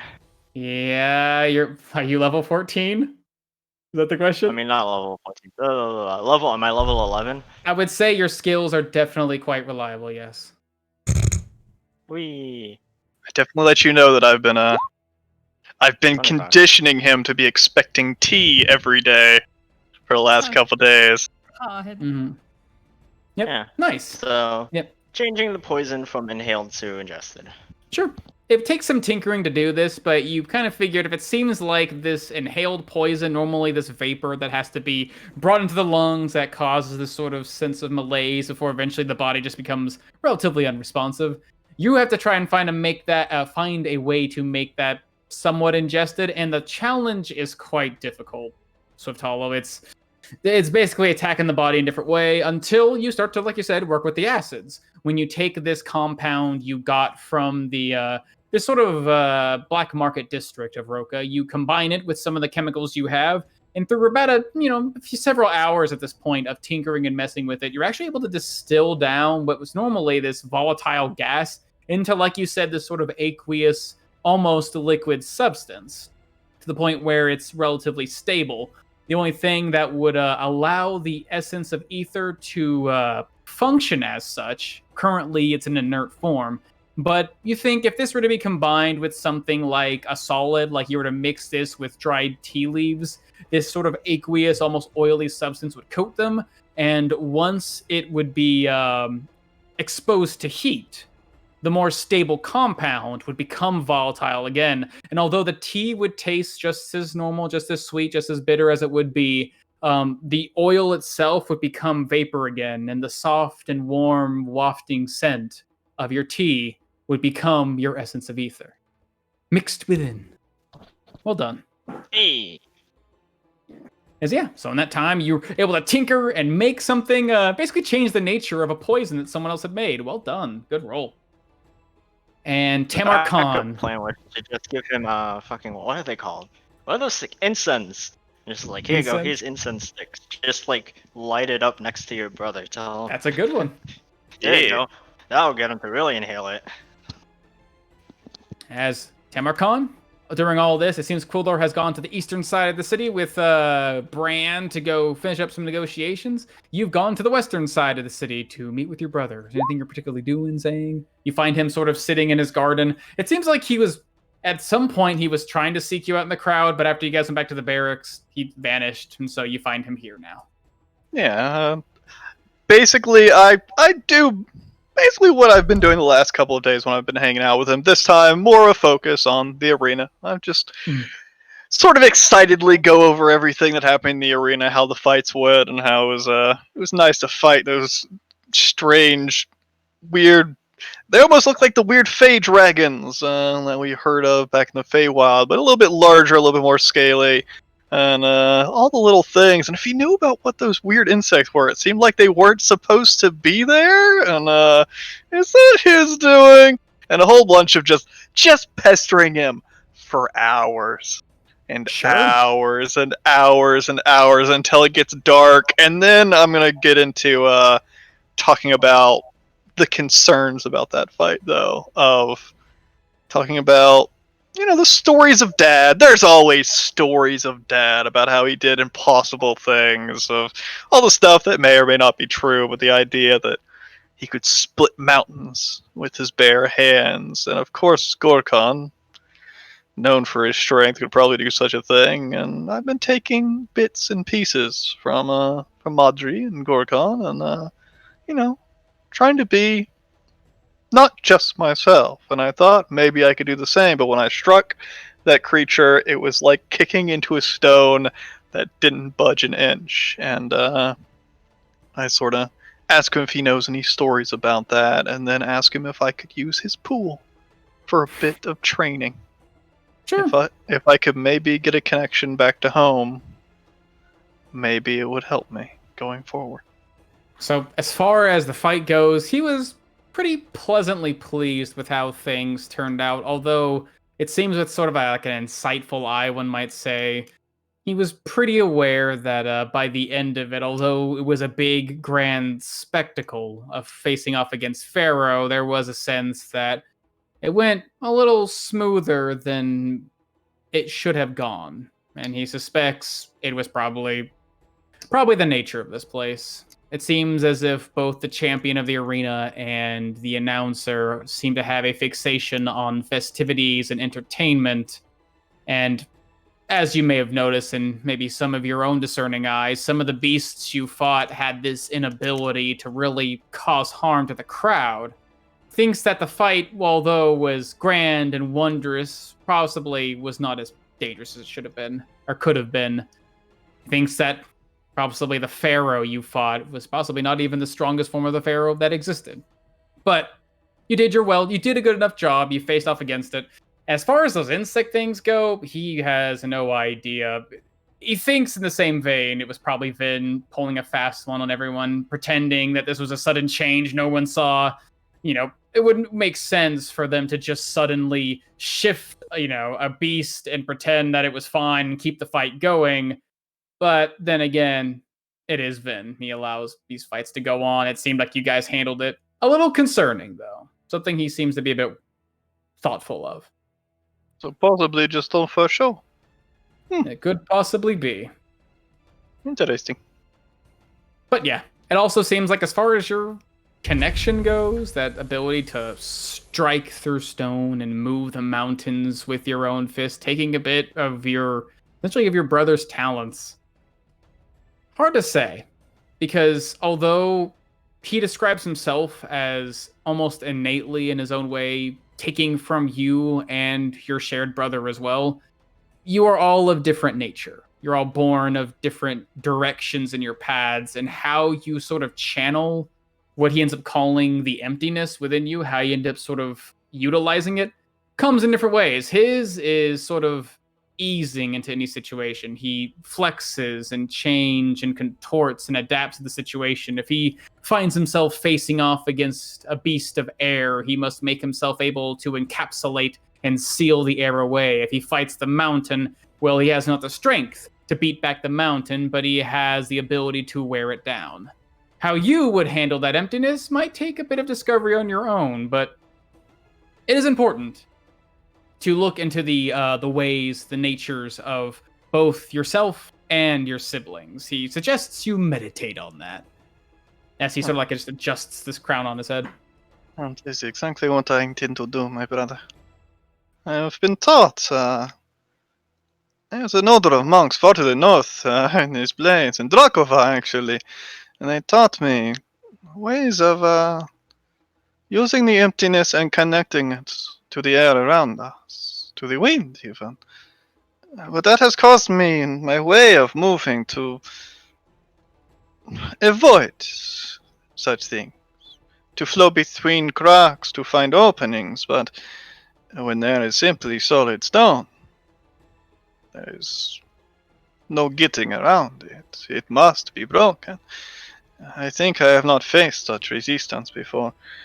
I think I have to feel it more. So, if you allow, I would love to use your pool for a bit of training tonight. It sounds like you are quite full of hot air, my brother, and it has only gotten you so far. Perhaps you should become more like water. Although I will advise you, tonight is the festival of the new year, and oftentimes you'll find that travelers who come here from all across the world will partake in the debaucheries, mostly the spirits, as it were, far too deeply. There have been times where those who have, well, wandered too far, the gods have not stopped them from traveling this way, find their way into my garden and, well, release their debauchery into our waters. I would not stay here too long. But at any rate, there will be precautions put in place. It is fun. You know the story of our father. We are not afraid of getting dirty, if it is necessary. Oh, I recall many stories. But you've been staying here, though. You said preparations to be met. I intend to indulge in some of my own excitement, though nothing of that sort. I wish to see, well, I would keep your eyes to the sky. This world has such wondrous use of all of its materials. The way they display them is quite immaculate. But after that, I may retire. You have been quite pervasive and pursuing company. These bones of mine are starting to weigh me down. I feel I must eventually find some proper rest. I know it. I have been to bits months. We have not seen each other in 20 years. And I'm afraid to say that we are planning to leave in the morning. I wanted to spend the last couple hours together. I was hoping you could even watch over my training for just tonight, if you could. I could say goodbye in the morning. I would very much enjoy that. And on that note, I actually did have something of a favor to ask you, brother. If this will be the last remaining hours, I would see you. As he sort of like seats himself down next to you. Indeed. You and I are part of a three. And although I have only fleeting memories and a connection to our third brother, it does worry me. One voice within my mind has told me Gokhan is a creature of great and unending pride. If he were to lose his treasure, it was likely of his own choice, possibly casting it aside for some grand and boisterous show. Another speaks of worry that perhaps one of these great treasures was taken from him. And although this is all part of one great wondrous game, it does make me worry of his condition. He is still our brother, after all. If you in your far-traveling ways were to come across him, I would like to hear how he is doing. Perhaps even meet him if you can send him my way. Of course. I would love to see our brother again. I was honest. I didn't think I'd see either of you until the trials were over. You'll find, as I said before, this place, this world, it is a great anchor that as the wheels turn, as these planes move, all things seem to be pulled towards it. Indeed. But for now, into the water. We must observe. Thank you very much. As I'm going to walk over to the side of the pool, I'm going to take off my sandals and put them off to the side and sort of strip down to most of my clothes, just loincloth, as I'm going to have the iron bar in hand, as I'm actually going to jump into the water and hook the iron bar underneath my feet and grab it onto my monkey toes and look up at my brother. I will see what you want to tell me. Let's see if she is listening. Of course, but before you do anything too foolhardy, he'll reach out his what looks to be now he's taken his like weird curly shoes off, and you can see now these simian feet. He puts like one on top of your head and like gently pats your head and sort of pushes you down underwater. And as you do, you sort of feel this like sort of like almost like electrical like trickle across your body again. And you feel that familiar sensation when you were last in these ponds with your group, as suddenly your mouth opens and you can feel like vitality sort of pulling from the water into your body as you can now breathe underwater. Hey! As he cast that on you before when you were here. Oh yeah. Because you're like, am I going to drown in the water? Here you go. I completely forgot about that. I remember swimming around it. I couldn't remember where you cast it. Good deal. As with my bar and my feet, it extends out to its length, and I just sort of let go of my control over it to control its weight as I'm holding it and just let it sink me to the bottom. Just sort of sitting at the bottom of this lake. It gets darker and darker, your dark vision allowing the blue, this resplendent blue around you to sort of fade into a dark gray. And you can see now as you go into the water, all these different little shapes swimming around you. You can see the kelp, or I guess like the moss and seabed around you sort of rising and turning in the now sort of disturbed water. Fish swimming around you, these large, like arm-sized koi, just sort of circling you in this great endless cycle. I was just sitting down there. I'm just going to feel it for a bit and then take up usual fighting stance. Just throw a punch, trying to cut through the water and feeling that resistance as my entire body just feels sluggish in it. As for the next hours, going deep into the night, I am going to be training underwater, coming up every about 30 minutes or so, popping up and just showing my exhaustion. Because I fought hard today, haven't been getting the greatest of sleep because I've been pestering my brother, and I'm, about as exhausted as he is. As I just get more and more tired as the hours go on, but mostly to just make sure that he's still around. I pop up, I fucking drag myself out of the water and lay on my back and breathe heavy, make sure to get his attention, ask him a couple of questions about, just some random thoughts, maybe some revelations I would have had in the water, and then go back to it. And I just do this all night.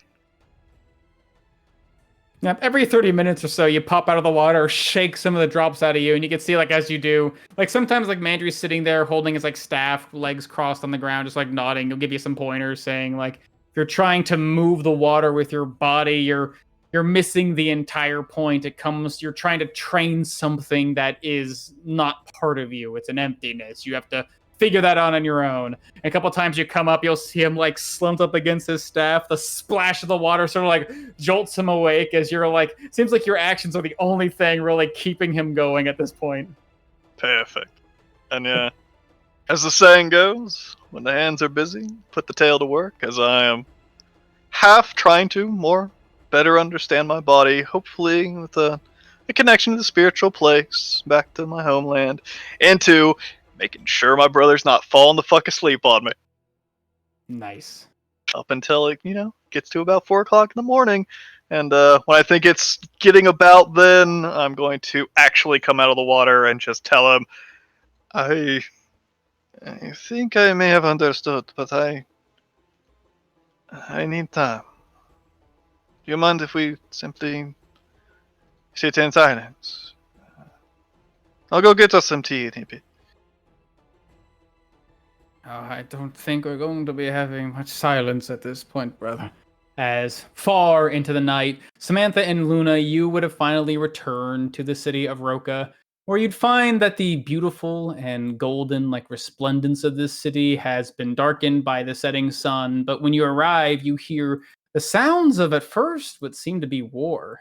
You can hear this crackling and this roaring, like dragons taking to the sky, their fire illuminating the darkness with these loud and resplendent displays. As all around you, it seems that you finally reached the Rokan Festival, as the skies are filled with fireworks. Hey! Perfect. Wow, I do not enjoy this at all. It's louder than it was before! I fucking hate this! It seems like the entire city is glowing with all sorts of things, like these golden lantern lights have been lit and sort of hanging from the edge of buildings. Oh. Samantha is just, when she comes in and just hears the explosions of the fireworks, like I'm assuming from like the teleportation circle or whatever, she like has her scepter in hand, bow already conjured around it, as she goes to the window and sees the display and sees the festivities and just starts freaking the fuck out in just like the most positive way, looking at Luna of just like, okay, you look like you're really tired. I'm gonna go have. Can I go? I'll see you off tomorrow morning. I'm gonna go sleep. As she just basically gives you like the tightest hug ever, and you feel like strangely like a lot of warmth from Samantha, which is really kind of weird. Normally she's pretty cool to the touch, but she seems to be just immensely excited and just seems to almost catch a second wind of sorts as she just pushes past and gives you a smooch goodnight and then goes and runs off and just loses herself to the festivities. And so, yeah, as Tamarkan is doing his training, Persephone, now Samantha, Luna, who might be sticking behind, and Swift Hollow, you guys got a night of festivities. Is there anything you're particularly wanting to do before it seems like the early morning heist is gonna take place? Just going out and enjoying shit? Sleep. Put a pillow over your head and... Nice. As indeed, you guys would spend the night, some of you now reconnecting with the far outreaching, and although it's now dark, some of them, it takes a bit, the crowd reaching is a bit shorter in radius. I do one more thing. I do one more bad thing. That's a bad thing. I do a bad thing. Because do? At the end of the day, they're mine, so I take good care of them and I love them even though they shouldn't be, and I take my children to the festival. I go and get my kobolds and tell them to, like, put them in their nice clothes and hurry them the fuck up. And then, come on, get up, get out of bed. We're going to the festival. They all have their giant lollipops. Yeah, they're pretty stoked and concerned when you first approach them, because they're just like, "The dragon's out here! The dragon's here!" But after the situation's sort of broken down and explained to them, they're now curious. There's this festival where people throw fire into the sky and fill paper with fire and send them off into the sky. Yeah, they kind of want to see this. This society sounds fun. And so, yeah, during that time, you would take the kobolds out into the city of Roka, where they would not only experience the festivities, something that they have never experienced once in their life. The only bursts of fire they're used to seeing are from the maw of a dragon who is either attacking an enemy or killing them. So they finally get to experience some of these, like, the jovial use of these strange human technologies. You see one of your kobolds is actually trying to gather up as much of these supplies as they can, just trying to reach out and take one of these now bursting canisters from the side of a building. Like trying to get fireworks and curious stuff. to see how they work. But yeah, it seems I am flush with cash, so anything they want, like I'm a fucking millionaire at this point. I have so much money, it's ridiculous. So anything they fucking want, I get them. I buy fireworks for the trap maker fucking one. I fucking do everything that they want. I make sure that they have the best possible time, and through them having a good time, Samantha does as well. Nice. As yeah, they would probably spend most of that night with you guys, just sort of indulging, following you around. Some of them actually beginning to interact with people who approach excitedly to speak with one of the champions of the arena. They sort of impose themselves as guards, not trying to come in close. But it quickly becomes their fancy outfits. Yeah, these tiny little beautiful little children with spears in their hands and knives. Eventually, they start to realize, at least some of them it seems, that this place is bustling with life, but really, as far as they can tell, despite all their caution, none of it seems to mean them any harm. And for the first time since you've brought them along with you, it seems like slowly but surely the knives in their hands, the shields strapped to their arms, their fancy little outfits, the guards they wear within them are starting to, like, ever so slightly lower. And it's almost like, although they're quiet and passive, like a well-trained dog at this point, they seem, to the most part, content with walking the streets with people, humans, elves, sometimes the occasional glimpse of a Yuan-ti. Seems like they're slowly, first baby steps into understanding how these places work. Good. Nice. This is a great session for me. Good luck with your heist, bud. I have had a great time. Thank you all for being here. Lightheaded Gaming is live. Is there anything else you guys are wanting to do during the festival while all this is going on? There's food to eat, there's people to see, there's shows, great displays of look to be dragons and serpents ridden on these great like wooden pillars walking through the streets. Are you just having fun? Are you just sort of indulging in it? God, but I have to be up early to work. Oh golly, poor girl. This Hollow's an elf, so she doesn't care. She's signing autographs. She's really getting into it. She's really needing sleep. What are you, fucking lame? Yeah, I know. You will need to settle down. She's really getting because into this is all exciting. And it's Exhaustion like, is worth it, Omen. Okay, there you go. What's that, Peter? No, go ahead. Okay. Oh, yeah, Swithall is really getting into. Oh my gosh.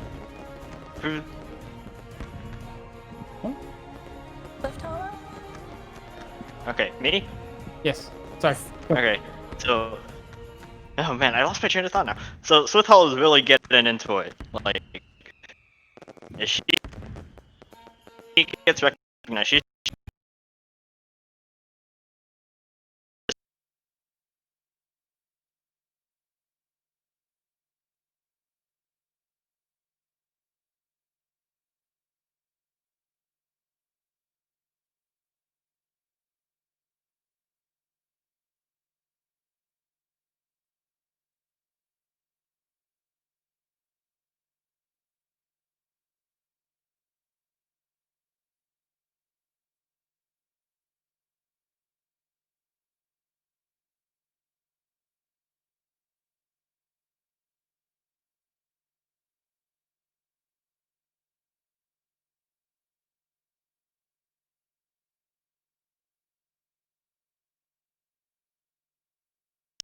But she has to head to bed because she needs to be up early. Gotta be up early to do a crime. I get you. I get you. Sound all right. Sorry, for the record, what is Swift Hollow doing? Swift Hollow is signing autographs. She's signing autographs and making sure everyone the sees the good symbol of the Blackburn, writing it and sort of engraving it. the good worm of the Blackburn Initiative. Oh, bet. Can we like meet up somewhere in the festival and spend time together too? Okay, well, are you within like 300 feet of me? Because Swithhollow doesn't know where you are. You probably see some I can find you via the crowds. Oh yeah, you'd see crowds swarming. They'd point, and some within like a certain vicinity would say, "Oh, there's one of the champions." Even better. Yeah, so that way we can double up and sign autographs together, and then more people will come because we're congregating. And you know me, I'm down to help you with your Blackburn stuff. Yeah, Swithhollow's all dolled up for this. Nice. Plus, I want to deepen our bonds. And is there anything Luna's particularly doing? Is she just resting up? Is she just trying to get away from all the noise? Or is she just chilling? What time did we come back? Did we come back at midnight? I thought that was when we came back. Basically close to midnight, yeah. That's like really late. I'm going to sleep. Okay. Just cast silence on yourself. Finding yourself a quiet place to rest. Did the fireworks start at midnight? The fireworks started when it got dark. They're just continuing on through the entire night. Because it's New Year's, right? It's like literally basically, like yeah. New Year's New Day. Year's. Yeah. I mean, I guess if I get back because it's loud and bright and I can't sleep during that, so I'll probably walk out and find people. That's true. You have trouble sleeping when there's light. You established that like 80 episodes ago. I love it. So then you can also come with. Come, Luna. Okay. So if then we came it seems in at like midnight, I just realized we kissed on New Year's, like at midnight. Oh my God. Samantha, if you meet with Persephone as well, Samantha, Luna, Persephone, and Swithhollow find themselves, well, I guess for a moment, scattered out before I guess Persephone goes back to bed. Gotcha. Okay. So yeah, most of the group seems to be enjoying the festivities as well. Seems like the rest of the group has found themselves later, far later into the night until the sun is very close to the edge, reaching up towards the horizon. As it seems like the festivities are slowly but surely dying down, and night has finally come. But where do we find our friend Tamar Khan in all of this?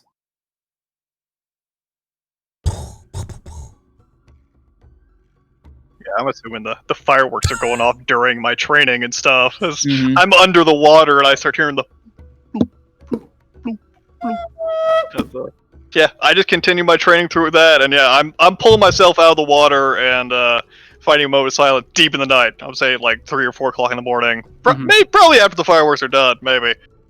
Don't know how late they're gonna go. They eventually, like, once it starts getting towards the sunrise, they're dying down to the point where, like, you'll no longer hear them, but the air will still sort of rumble. It almost sounds like all the fire they've released into the air has sort of gathered some storm clouds that occasionally just sort of rumble in the sky.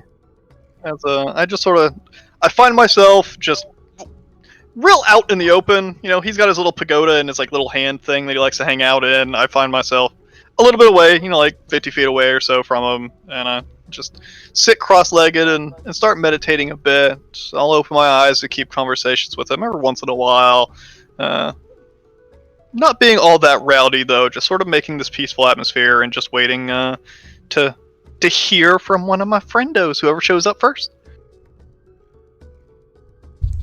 Yeah, Swift Hollow, like, Cinderella's like 4 hours before, because she's smart and she knows time, or whatever. She's like, oh no, I have to get back and then go, like, trance, so I'm not tired. Yeah, whatever that is. You probably only like 6, so yeah, like around like 1 or 2, Swift Hollow pieces out. Waving to her stands. Goodbye, goodbye. I must go now. She heads back to the palace. Okay. Yeah, Seems like this half of the trances city for is, like, 4 almost- hours. Nice. Like, this half of the city seems to be almost barren. There are some lights lit up, but it seems like most of the festivities are held on the eastern side, which gives you plenty of room for cover if you want to slink around. But yeah, find yourself trancing, regaining some of your energy, and eventually, after those 4 hours pass, you come to. And you're ready. Yeah, it's a good time. Change clothing, dye into her usual sort of skulking outfit, you know, kind of black cloak. She ties her hair into a ponytail and grabs the poison tea. She starts heading over to the gardens. First was supposed Okay. to go at the same time, right? We were supposed to go together and shit. Basically, yeah. Yes. Mhm. So Purse's prep is leave the armor behind because it's loud, and that way I have just my sneak boots. And I am going to use my little brazier to cast Find Familiar to change Spirit's form into that of a little owl. Nice. So, I'm just gonna sit her on my head in my little crown of flowers, and I'm going to scurry out. With my ring. I turn on my ring, so I go poof. And I scurry out. Okay. Why not? 1 second.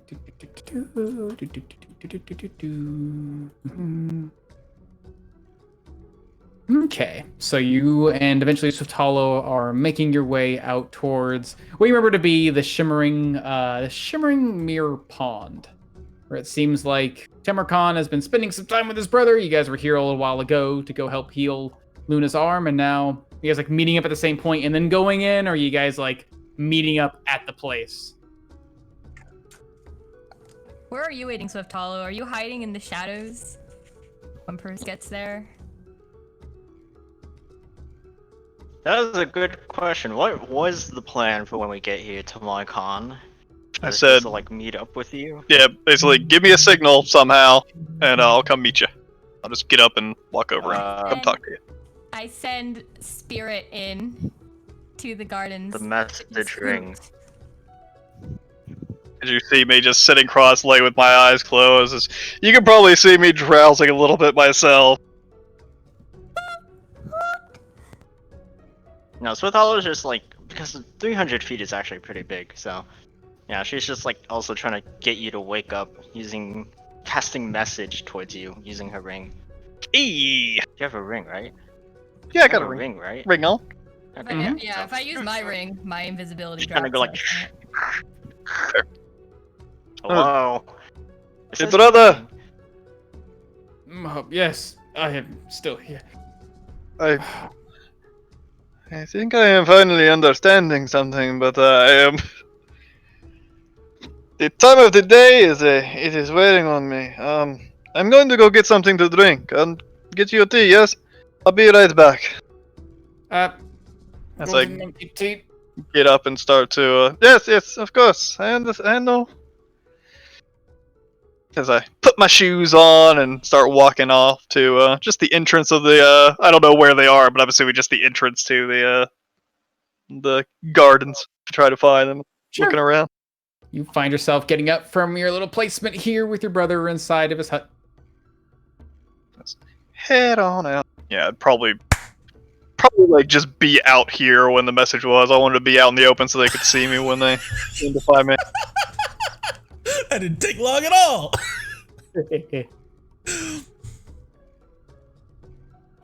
What happened? DMs only. Cause yeah, from the far reaches, you guys would find yourself down south here. Yeah. Far, you can see at the end of this great like stone palm jutting out of this flowing like stream. You can see this hut where like light seems to be illuminating from candlelight. You can see the shimmering silhouette of someone sitting inside, and out from within comes Tamarkan. Eventually makes his way down to you guys. Yeah. I'm right here. I just stand in front of him, unseen. As Swift Hollow goes to hand him the poison. Oh, you are. Just before he takes it, Swift Hollow quickly, takes her hand back. No. That this is an exception, not the rule. Usually I would not give poison out like this. Keep that in mind. She hands it back to you. It's not going to hurt him or anything, right? It's just going to make him sleep. No. But usually I do not... If I am to be selling poisons like this, I do not know where they are going. I'd rather not have a conflict of interest, as Swifthollow's eyes flicker over to Persephone, in the groups that I have already. This giant invisible area. Is Persephone actually here, or is... back and just sits on her head. A floating owl. Oh! I thought... Oh yeah, Alright. I forgot, yeah. Yeah, you are invisible. Okay, never mind, yeah. I am invisible. So, I stayed invisible. heavily for implied. shenanigans. Heavily implied. Of... You know, you can't really ask from... Don't ask poisons from me, because if you use them against people that I like... Don't do that. Completely understand. And she gives you the poison. And to say this is a one-time thing, but, well... Of course, I will always let you know what it is for. I just need to know where the poison's going, as if I was doing it by my own hand to my con. So he just needs to drink it, yes? This isn't going to kill him, is it? Are you killing your brother? We're just putting him to sleep. No. He should Like a sleep for dog. 8 hours at the most. Who said But, so, Sweet Hollow, I have to ask you one more thing. And Persephone too, I suppose, once your role in this, I suppose, is done. My brother mentioned how there can be wanderers in the deep of night during this time. Could you two stick around on the outskirts and just make sure nobody wanders in here? You can tell them the truth. You can just say that Tamar and his brothers want to spend some time together before they have to leave, and they don't want to be disturbed. Yes, please? Yeah, sure. And I pick up Spirit. Spirit, the small owl just kind of floats off from my head and just lower to where like Persephone's eye line would be. Just stay out here for watch and let me know if you see anyone. Just like telepathically giving command to my familiar. Stand watch. Certainly do not want this plan to fail to my con. As Swifthollow stalks off to find a vantage point at one of the You said entrances. you needed my magic? I am spent. I have been not even able to take the chance to look into what may be protecting him. I don't know if there is any. But my brother can be cautious at times, if nothing else to just flex his ability to use magic. He may have said something within the pagoda that might protect him against tampering. If there's something that would wake him, if someone were to, try to steal, it's good if that was not there when I went to do what I need to do. I'm going to give him this. give me 10 minutes or so to hopefully have it take its effect. I don't really know how long it's supposed to take, and then find your way there and see what you can see, and if there is something protecting him, you can get rid of it. I'm sure I should be able to. 10 minutes is perfect. And then just let me know when the deed is done, and I will try to test my hands. Also, what I mentioned before, I am exhausted. I can barely keep my eyes open. You said you could do something about that? I think I do, but I might need some crushed gemstones. I've got a bag of them. What do you need? Diamonds. How much? I might have a couple small ones and all the things they gave us. Yeah, a couple small ones should do it. I pull out my bag off to my side as I dig around into the box, pull out some diamonds. These work? Yeah, they should work. Should I actually crush these diamonds for greater restoration, or will the spell still take them? You actually would have to crush them, unfortunately, as part of the rub. Jeweler's tool. Yeah, you do. Hey! Tools. Tink, tink, tink, tink. Thankfully, as you should know, diamonds are pretty brittle. Hey! PSA, everyone. Diamonds are really hard, but you can break them like glaze. This will be perfect. All right, I'll just take care of these over here. You give them the tea. And 10 minutes. Should be fine. Can you? I might need the help staying awake now, yes. Okay, Give me a second as I go immediately pull out my jeweler's tools to crush these diamonds. So I want to describe what you're seeing real quick. You're seeing like this tiny, like maybe a shimmer of a shape real quick, and this diamond sort of floating in front of you, and then all these tools start to place around it, and then like little tiny floating little mallet, like tink tink tink tink tink. Because you're still invisible. Yeah, and they're just like two little shimmering sparks just blending in and out of blurriness as my eyes are just blinking. As Persephone reaches up and like grabs the cup. Let me just put this down really quick, just in case you actually pass out. I probably should stop breathing it in too. It's just the steam is. Yeah, probably just put it over here for now. Okay. Just remember, if you fall asleep, I might show up in your dreams. Ting ting ting ting ting ting ting. I'll be there. Ting ting ting ting. As only about like 5 minutes or so have to pass, as this thing is pretty well brittle. You're taking really tiny diamonds. These are like itty bitty guys, maybe the size of like the tips of your pinky or finger. As these guys are incredibly valuable in this world, diamonds are, and so sort of mixed in between some of the gems you've gotten are like these tiny little ones, just enough to get like how much is it? 500?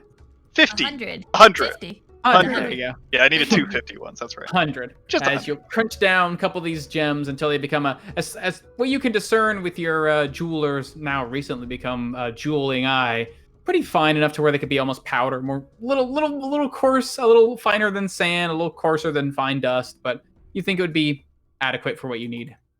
Okay, I take the dust and I just rub it onto the tips of my fingers. Stand still, as I'm going to put my hands onto Marcon's face and just close your eyes and gently.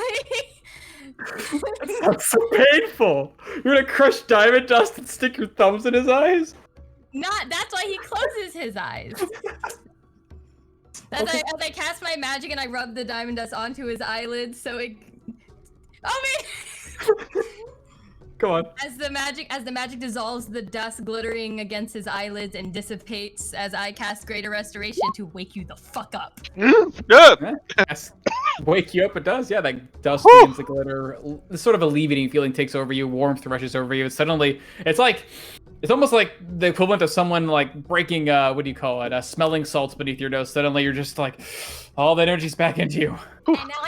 And now I'm visible in front of Tamarcon. Nice. Wonderful. All right, I will get to it. And pass him back the tea. Thank you. Let me know when it's done. This is going to be exciting. Shoot back around the woods. And as Tamarcon goes off, I begin ritual casting Detect Magic. Okay. during some of this time, let's see, 5 minutes passed. Okay, so you're making your way back there, Tamarkan. You walk past a couple of these statues. You can notice as you get past them, you've been spending almost the entire day here with your brother. And as you get past some of these statues, you can see some of them, you don't remember them being where they once were. But as you pass by, you can see them sort of like shift in place for a moment, then shift back. It almost seems like they're warding this place, but since you've been here all day, they don't really seem to be targeting you as a threat. Alright, Persephone. As I'm gonna... Got the little rings. As I start approaching, see my brother in the pagoda far off. Looks like he's just drowsing, I suppose. Oh, he is about ready to fall asleep at this point, but he sees you sort of approaching. He keeps like pulling himself back up on his staff, like reaching onto this like little table between you guys and like trying to like look for his cup, as it seems like he's now trying to gather his things for tea time. Yeah, so I just sort of stumble around a little bit, make it look like I'm still a bit drowsy as I sort of turn my back a little bit to face Persephone away from my brother. I whisper into the ring, Persephone, watch the statues. I think that is something protecting themselves from them. Well, I'm sure you'll be able to see soon enough. Noted. Just clamber around the stones and make it back. So it took me a bit to find TikTok in the middle of the night. I didn't realize I had gotten so late. But, well, I'll have the tea. It smells quite good. Oh, thank you so much. This makes the long day quite worth it, brother. I can't believe you took the recipe from back home, though. Didn't think you liked it that much. It is a certain, what would you call it? A nostalgic flavor to it. Reminds me of the rustic jungle. I've enjoyed the fineries of this city, but as you can see, I have a strong connection to that of a more nature-bound aesthetic. Perhaps even a taste. As he'll take this tea, sort of like waft it into his nose. Oh, that is a very potent cup you've got there. TikTok must be using the special brand he's gotten. Must be due to the festival. Must be. Yeah. That you enjoy. He'll take Maybe just a bit more. Do not mind if I do, brother. As you're like, a big fanged yawn. As he'll take his tea. As I go back to my sort of drowsy meditation, but this time much more of an act than it was before. Very much keenly aware what's going on this time around. So, Okay. Wait for about 10 minutes. See what happens. As he will put the cup to his lips, take very small sips from inside. Again, the first taste he has, he sort of like shakes his head again. Oh, quite potent indeed. Oh, I feel warmth all over again. Oh, this new energy.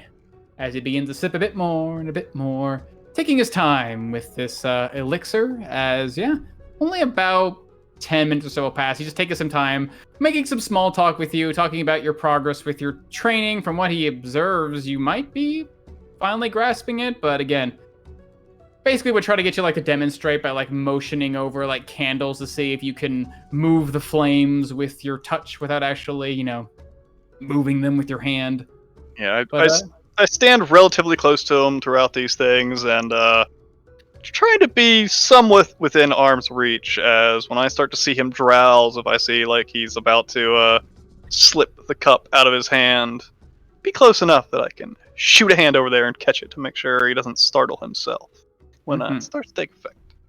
As he drinks and drinks, and eventually the cup is almost empty. You can see him like sort of shaking his head to and fro every so often. He looks just about as tired as he was before, but something else seems to be taking over him.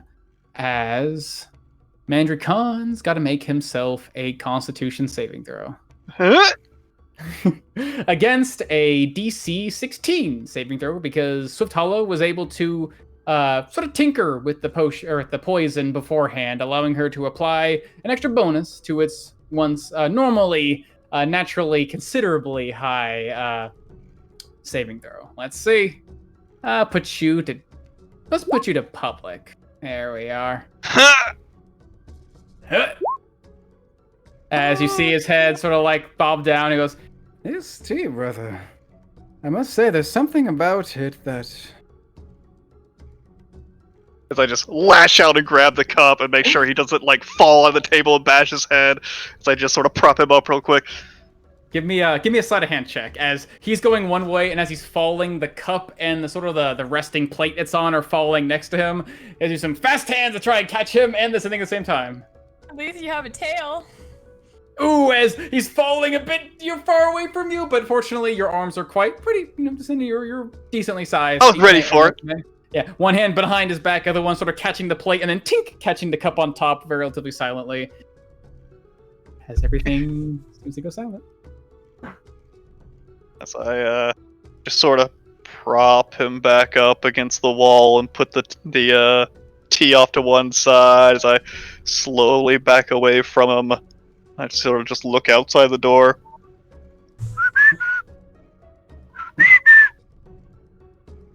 Yeah, at this point, Persephone, your magic will finally come to fruition. Your ritual finished. It seems like almost perfect time, and 10 minutes to take effect, and 10 minutes for your magic to take hold. Final minute of him consuming the drink and almost falling. You find your connection to magic. Let's see. I'll put a bubble on you real quick. Yeah. For all bubble. omen's sake. For all omen's sake, so I know what you're sensing. There we go. As you can sense just the presence of magic within a 30-foot radius of yourself, your eyes sort of flash, and suddenly you can sort of like see, like every so often, like a shimmer of magic running through the water, like in streams, but it vanishes the next moment. A little too fast for you to really focus in on. There's magic in this place, but might have to dive deeper to actually truly find it.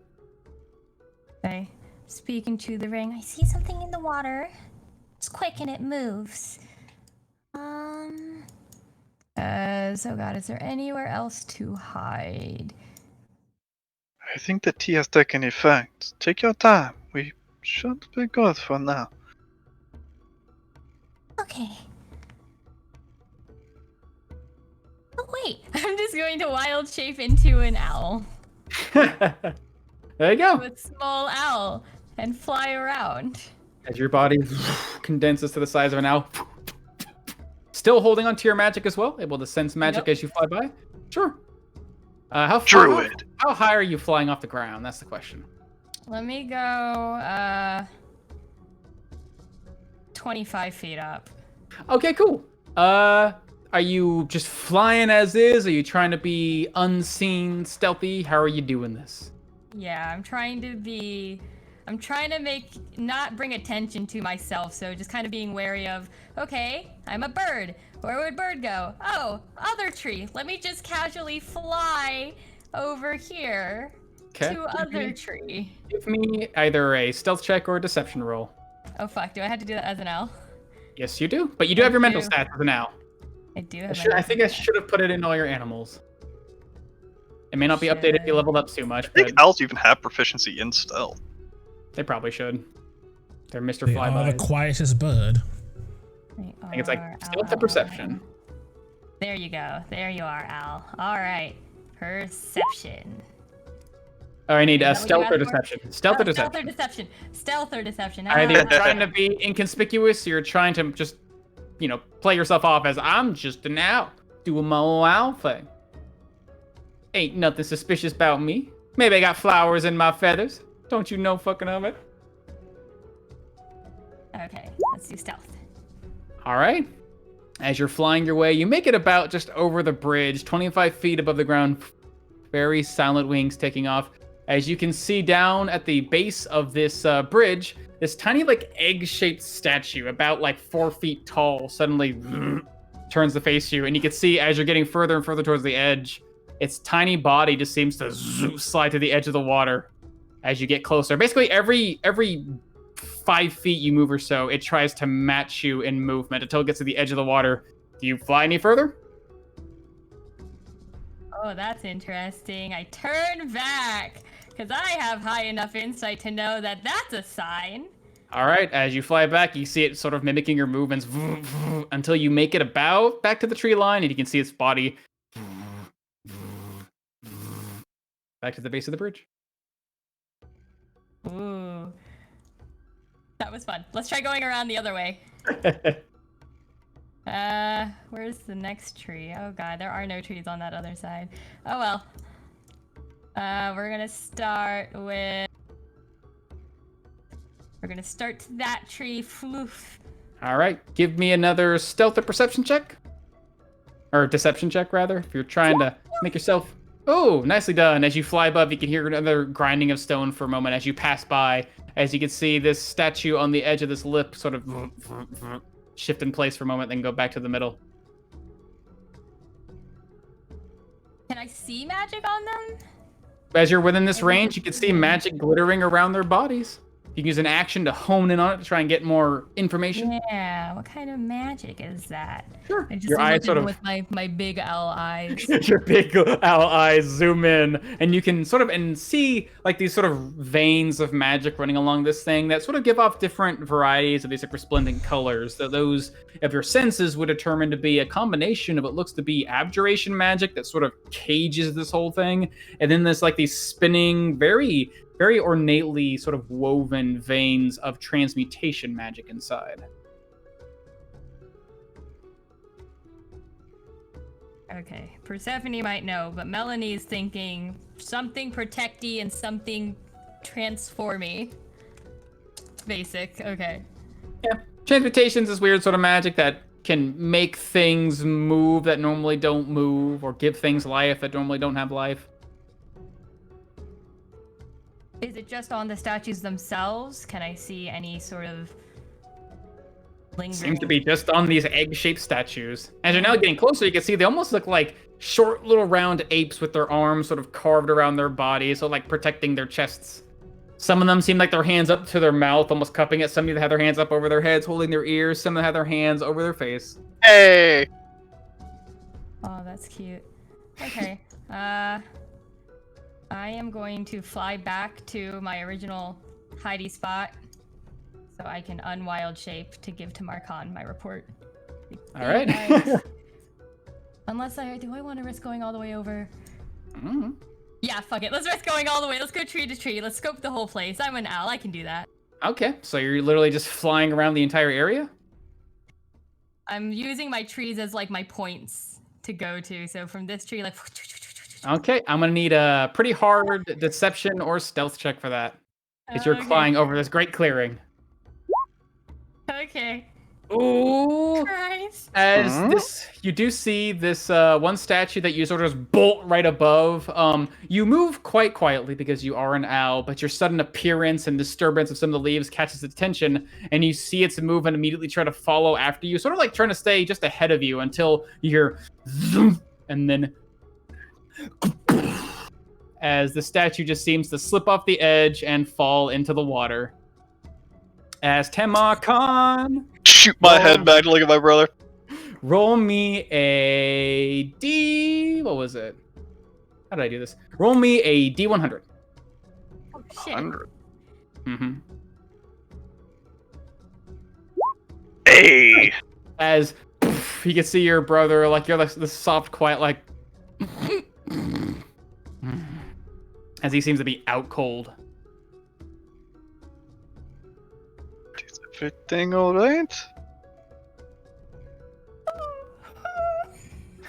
Oh, you're a bird. Alright. Are you almost here?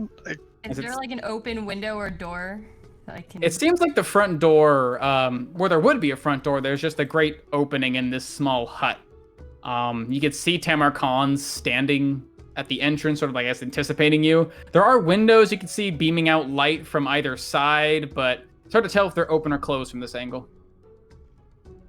Okay, yeah, I am going to try to 2-point it. I'm going to start into this tree. All right. Yeah, give me another stealth or deception check.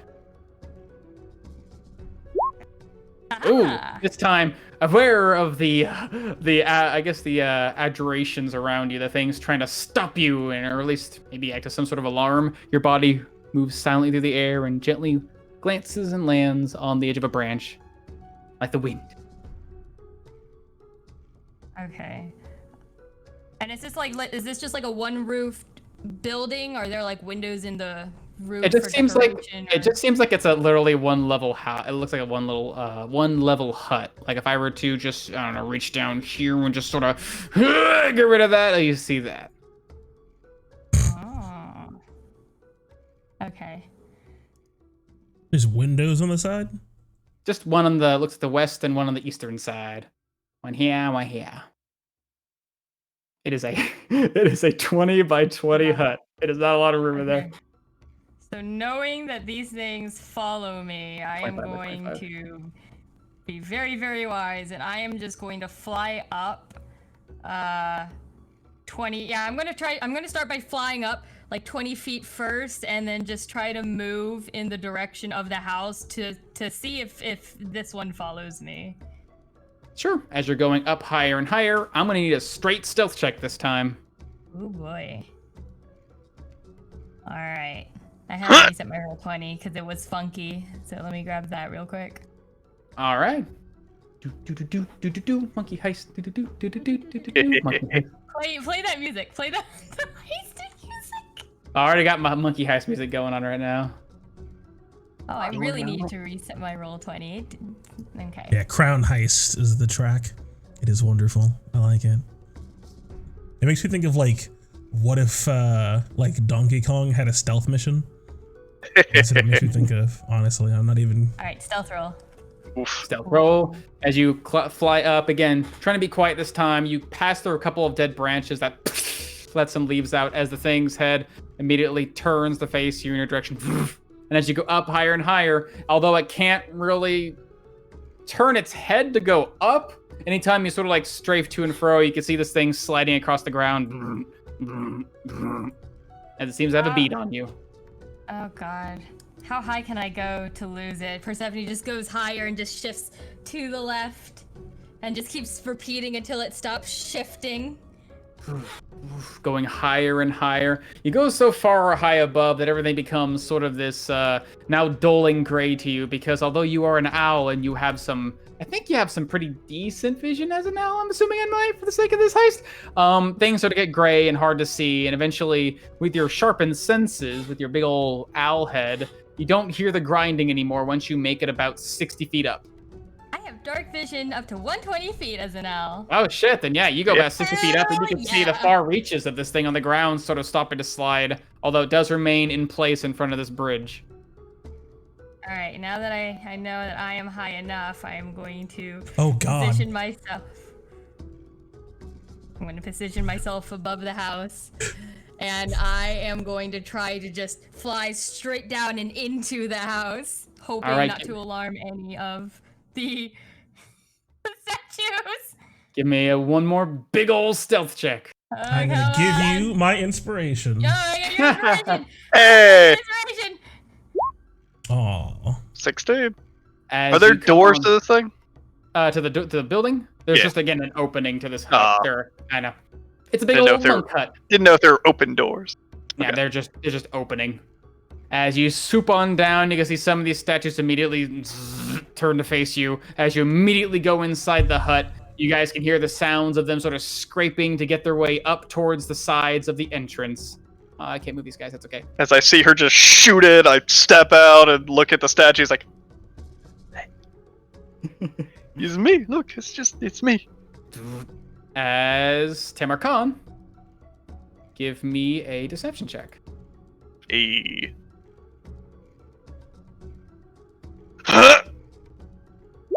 Hey.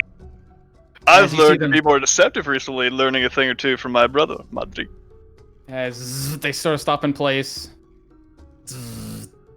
It's just me. It's just me. As they just seem to remain motionless.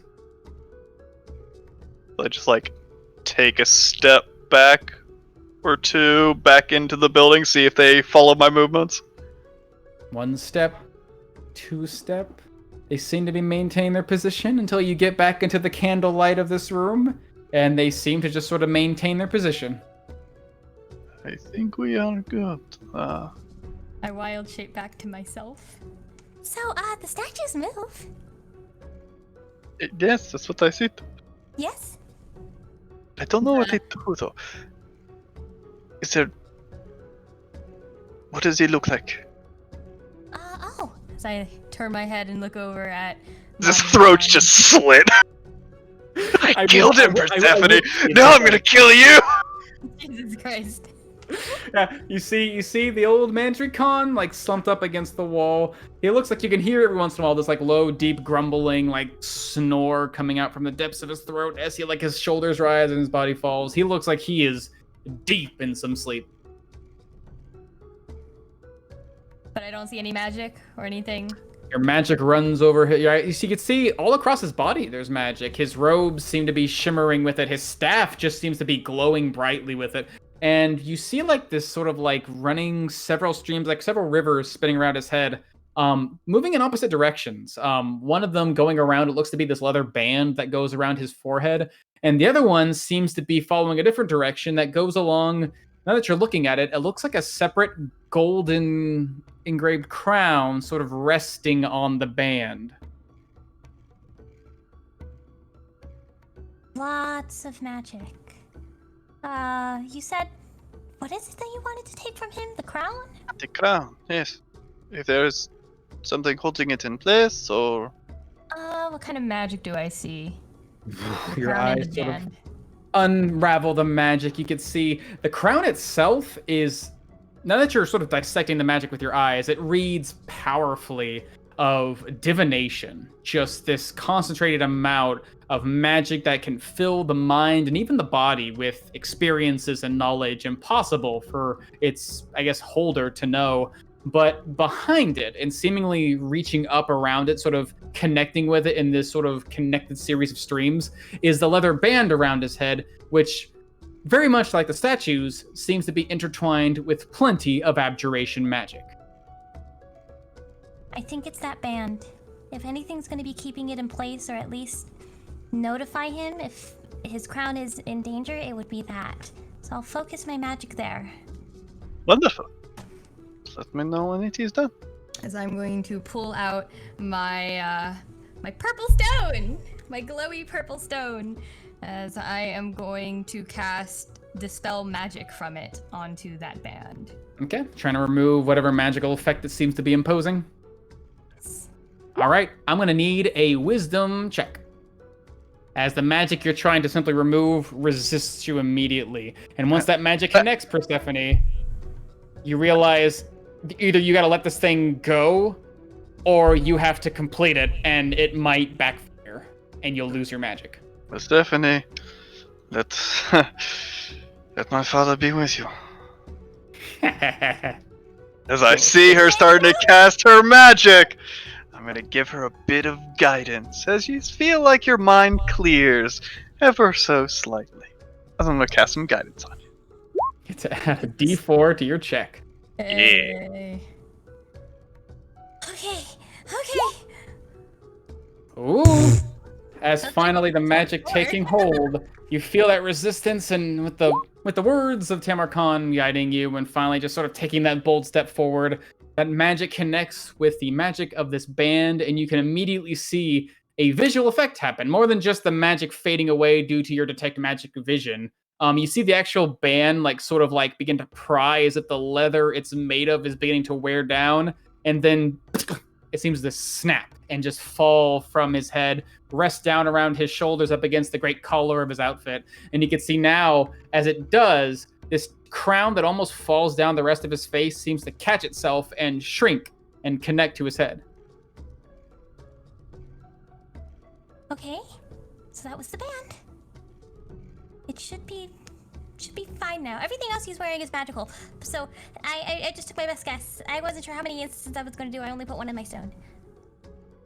Alright, let us see if I can get it off his head then. As you're getting closer to Tamarkan, your experience will remind you of one thing.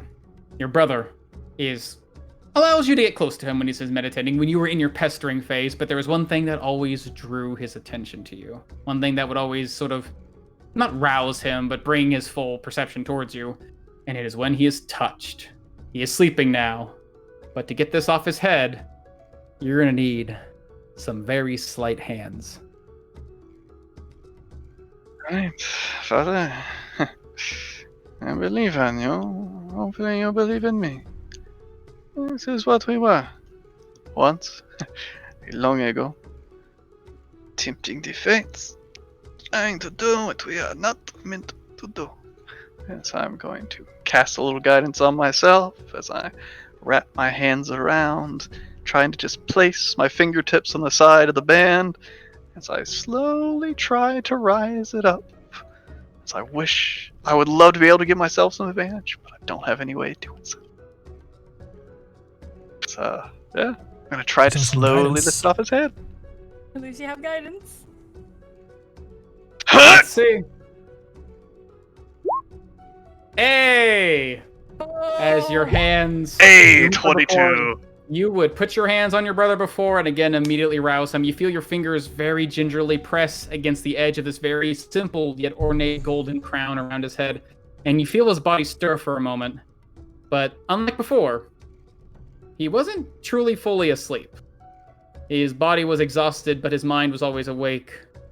And as you ease it up bit by bit, you feel it resist, because this thing is literally sort of the same way it seems that your bar shrinks to match you. This crown has seemingly shifted in size to match his head, but inch by inch, bit by bit, very careful hands, the masterwork of a thief, you see the golden crown slide off your brother's head and now rests between the rounds of your fingers.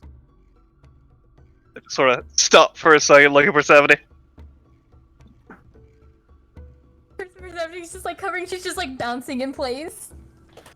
Slowly start to back away from him, expecting him to almost wake up at any moment. Alright. Now I just need time. I whisper into the ring to Swift Hollow. We have the crown. To notify Swift Hollow. Mm-hmm. As Swift Hollow, you find yourself guarding the entrance of this area. Is that where you were? Oh.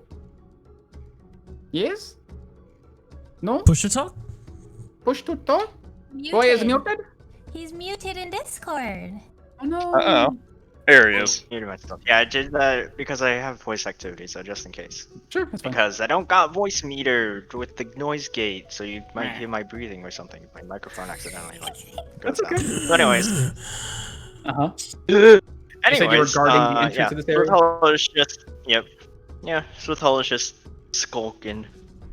Sure. Keeping watch, making her rounds. Sort of making your rounds around the many walkways that will lead from the western district towards these gardens. You would eventually see some of the guards, some of the more elite guards are finding themselves tired or basically allowing themselves to take part in some of the festivities. So some of the protection around this area is a bit thinned, and eventually as the early morning gets on, you would see or hear first sort of the thumping and arrhythmic patterns of it looks like a couple of well-armored individuals, some of the guards, as well as it looks like a couple of unarmored and unarmed individuals. So like arms wrapped around each other. You can hear them singing one of these very beautiful, cultured Rokan songs as they seem to be quite drunk and making their way towards what looks to be the garden.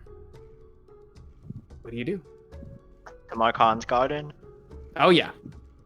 Almost knowingly so. Oh. Funny.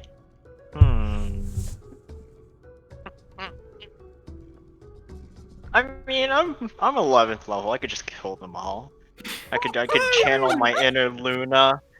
I could just channel my inner Luna. Mm-hmm. But too many questions. Something. So how many people are there? It looks like there's a total about 5. 2 of them seem to be well armored. 3 of them seem to be just some normal common folk. But their clothes, as they get closer, they seem to be kind of in disarray. You can hear them singing what sounds to be now a sort of a Rokan sand sailing song. Something about it goes in and it must come out. Find the water, let it out.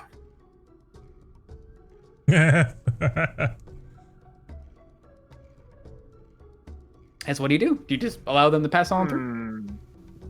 Do you take care of business? I mean, it'd be super easy, wouldn't it? God, it'd be so percussion's easy. literally pulling out of They'd town. be so surprised by this. By there's 5 people. They're probably commoners. What is the gate like? How's the entrance? Is it just you can just walk Basically, through? like these large. They would normally have to have someone open them for you, but they've been open for this evening for passengers or travelers to just sort of go and come and go as they normally would.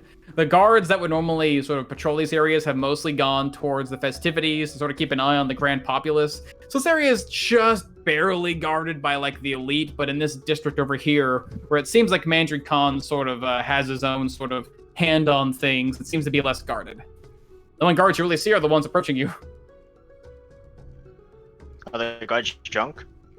Certainly seems like it, yeah. It seems like they're very drunk and eager to relieve themselves of that drunkenness in the most humane way possible. In the most spiritual place possible.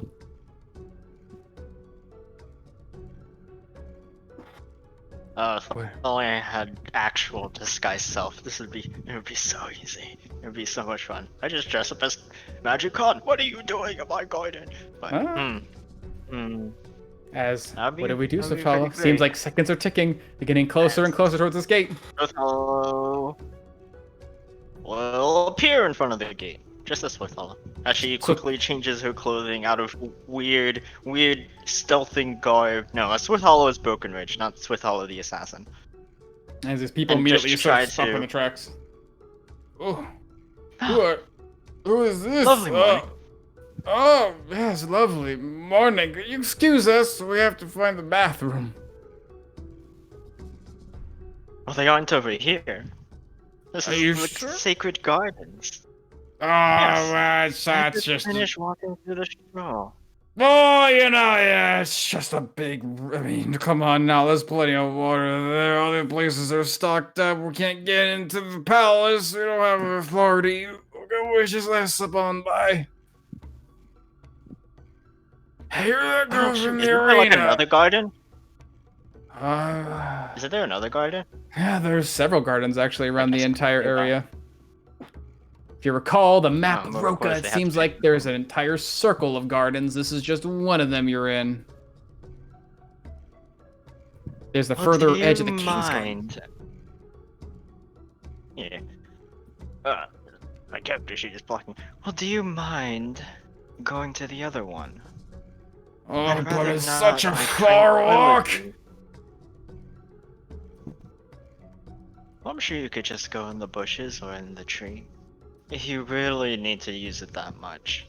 But I'd rather not my tranquility be ruined by a couple of bumbling, drunken idiots. Oh, I'm not bumbling. Ugh. Oh, come on, just let us go through. The door's right there. You're gonna make us Swithalo puts her puts her 2 hands together as she whispers into the ring, "Are you getting out?" I look over at Tamarkan. He needs more time. I'll need about an hour. Need an hour. An hour! As Swithalo looks over to the drunk guys and feigns sneezing. Ah, If you want to go and help, I Bless think you. I'm good here. But the statues, they'll move. Window. I don't think there's any on this side. They all seem to follow you towards the door. Like, go over to open well, the if you're window. gonna be cooped up there for an hour, and she's like whispering quickly, if you're gonna be cooped up there for an hour, then I can just let people in, right? I'll just make sure that usher them out somehow. I cannot have my brother wake up in that hour, though. If they come in making a fuss, he may wake. I need No, he's quiet not. I for know the an hour. poison. Oh no, he's out cold. You would know that Sure, that poison can be, the victim of that poison can be woken up if they are shaken or alarmed. The essence of ether? I thought that was a damage one. Nope, you can get damaged or shaken awake. Basically anything that would startle the shit out of you, would shake you more than just physically. A big explosion could wake you up. It just keeps you in a very long sleep if you drink it or smell it. As I start to eke my way over to the window myself with the crown in hand. I'm going to find a safe spot in case my brother does wake, but I'll rely on you and Swift Hollow to keep the peace as I open up the window. Alright, I'll go over and see what I can do. As I am Wait. going to wild shape back into little Hollow owl and size. leave out from the window that doesn't seem to be guarded by statues and try to go back towards where Swift Hollow may be. Sure. You go to one of the windows. It seems like just like the door. It's just this frame with nothing inside of it. So you perch yourself inside and very quietly fly your way out. It seems like it's a nice flanking point to escape. The statues don't seem to react, as Tamarcon was sort of the last thing they saw. As you eventually make your way back towards the entrance of the camp, or I guess of the garden, where you can see, looking down with your amazing dark vision, you can see, looks like a sort of a cloaked figure speaking to, looks to be several people who are sort of making a ruckus. Now, Swift Hollow's not cloaked. She's in like Her gown, garb. her broken roof. Audit There you go. garb. Yeah. Yeah. Can't look shady, because that would look weird. I'm just saying, you want us No, to I'm go hearing that. way over there, and you want us to come over here. Fine. As Swift Hollow just steps aside and makes a sweeping motion towards it. Go ahead. Just don't be too loud. Thank you, my lady. I will pay you back tenfold once I recover from my crippling gambling debt. I'm gonna perch myself into a tree in view of where they are, and seeing as they are going to approach, I'm just going to wait for just a moment and then cast Mold Earth to just shift the ground where they're about to step. Just trip them up, just fuck them up, just step in a hole. As they're walking forward, sure. You switch back to your normal sort of perception form. Perch myself into tree. Sure. Your hands sort of shifting through the air. Suddenly you can see the ground beneath their feet as they're stepping sort of shift as they got don't think they have a thing. Let's see. Let's roll us a d10. I guess with disadvantage because they're poisoned. A d20. Plus 1d20, disadvantage.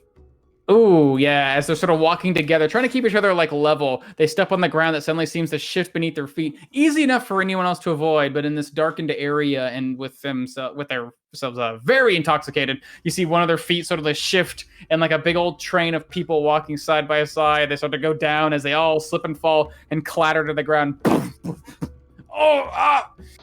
Dimitri! Are you alright? Watch your step, please! And I'm going to use Druidcraft. Since they're on the ground, I just want to create like a foul, almost rotted plant type of smell. Dimitri! What did you pass when you fall? Get away from me! As you see the guards like shove one of the commoners up themselves. I didn't do anything, I swear! Not yet, at least. As they start to pull themselves together. Save it for the water. We'll have to wash you off when we get there. As they continue sort of like stumbling, now sort of scattered away from each other, a few feet apart, stumbling to and fro. Sure, is it still like a train? A bit. So they originally were holding each other up, but after the tumble, they sort of broke off each other, and they're sort of like walking like in a sort of scattered pattern. So like within about 5 or 10 feet of each other each. Yeah, so in doing so, Swift Hollow systematically, using her unarmed strikes, just sort of hits them in the back of the head to just knock them out. Yeah, just in the order that makes sense that the others won't see each other. Because if they're still sort of in an order, then she'll just work her way from the back to the front. I will tell you, Even though her unarmed... your unarmed strike is going to be based off of your strength, of which with the commoners you can possibly knock them out with a well-placed strike with a surprise attack, but the guards might be a little too hardy. You just hit them with your dagger, but use the butt end. Come on now. I mean, That's I the have rebel, sneak attack. Which only works on, of course, Which only with finesse attacks. and ranged weapons. Yeah, an unarmed strike isn't finesse by natural. As cool as that fucking is, I love it, but it's also like you might need like a good solid weapon Whose to batter idea him was with. that? Even monks Alright. can't fucking punch sneak attack. They have to punch you a few times to knock you out. Go to sleep, go to sleep, go to sleep. Go to sleep, go to sleep, go to sleep. Okay. It's So you're just going behind him with a dagger in hand, just sort of Just like have a dagger in your hand and hold it to the side and just punch them with the dagger. Yeah, in hand. okay, Good so enough. basically it's a sap. It's a sap. Just sapping people in the head. sure. Because give the me, mechanics. sure. Give me 3 stealth checks. As these guys are now scattered far enough apart where you could potentially ink your way between them, slinking like a he serpent, and each mathematically one fail? Oh boy, I strike. get to have fun. Yeah, I Let's wonder see. if all. They just roll some big numbers. Oh shit! Big yeah, number. easily enough. Persephone, you're sitting in your perch. You see these guys now scattered God. away from each other. A bit more space between them. As you see Swift Hollow very quietly, very casually slink up between each one. And how do you just knock them the fuck out? Yeah, Swift Hollow still thinking behind him, her because she's an assassin, her knowledge of essentially the human body. That, you know, if she wants to be lethal, she can, and she chooses to be most of the time. But this time, she knows that, for the most part, she actually takes the knife, just the blunt end, and then just hits them right into the back of the head. Just something non-lethal. Hopefully, they don't get a concussion or something, and then they start like convulsing. But just enough to just knock the lights out of them. Strike them like as they start right having a below quick the back whoops. of their head, where their neck connects with their the base of their skull, knowing that one solid strike would disorient them, and their eyes roll in the back of their head and sort of slump, carefully like sort of catching one as he lays down, one by one, until the last one sort of like stops and realizes, you know, the sound of their trek is getting a little quiet before he turns around. There is Swift Hollow striking down her prey, as one by one, all of them fall unconscious to the ground, none the wiser. I speak into the ring. Sweet dreams. Wait, did the last one see me? Basically, he stopped and was like, why is it so quiet? And as he starts to turn, he gets knocked out. Okay.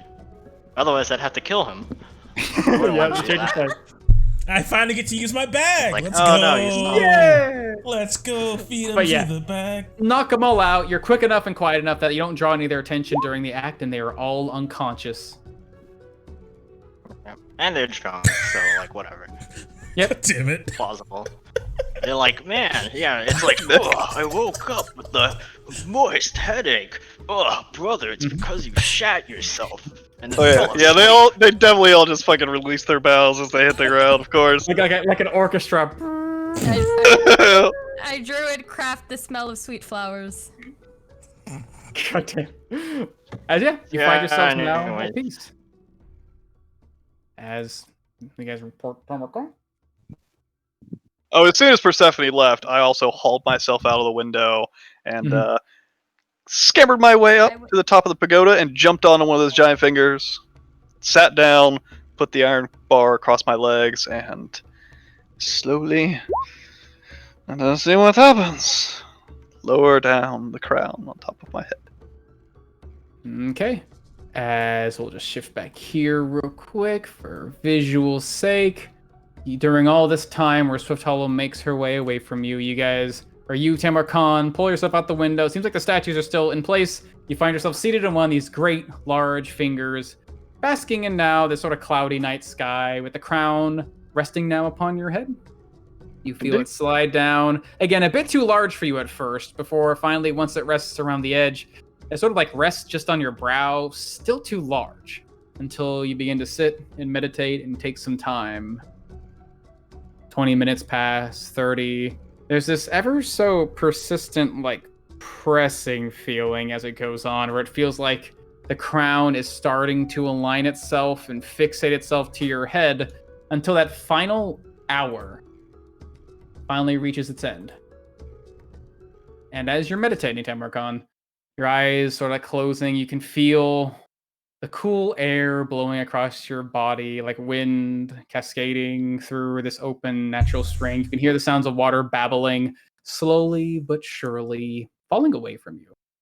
Instead, it's sort of replaced with a strangely familiar sensation of a strangely strong breeze blowing through your hair, almost like that of a mountain when you're back at home. And the air you breathe in seems light and almost strangely electric, as it just seems to be bustling with life until you can hear the sounds of what hear like chirping insects and off in the distance cackling animals. And when you open your eyes, you no longer find yourself on top of this finger. Your eyes open, and instead you see wherever you are, you can take a tell just through your sort of experience as a traveler of nature that you are somewhere of high elevation. Around you seems to be thin wisps of fog, but you realize the way they sort of roll across the land in these soft clumps, they are clouds. The ground beneath you is this lush green grass that's thick and soft. You put your hand against and sort of run along the surface. It feels like it'd almost be like it's way too soft to be grass. It has to be something else. And around you, sort of like affixed around this area you seem to be sitting in, just about to your level, maybe some branches reaching up higher, seem to be like this ring of what look to be tree branches with lush, large leaves upon them. As looking a bit further back, you can see it runs down this, now you realize, pillar that you seem to be resting upon. Down further into what looks to be just this endless sky, as if you are impossibly high in the air. And the only other sound that sort of catches your ear is the soft ripple of water, no longer a flowing stream, just like the ever so bob or disturbance of something breaking a surface.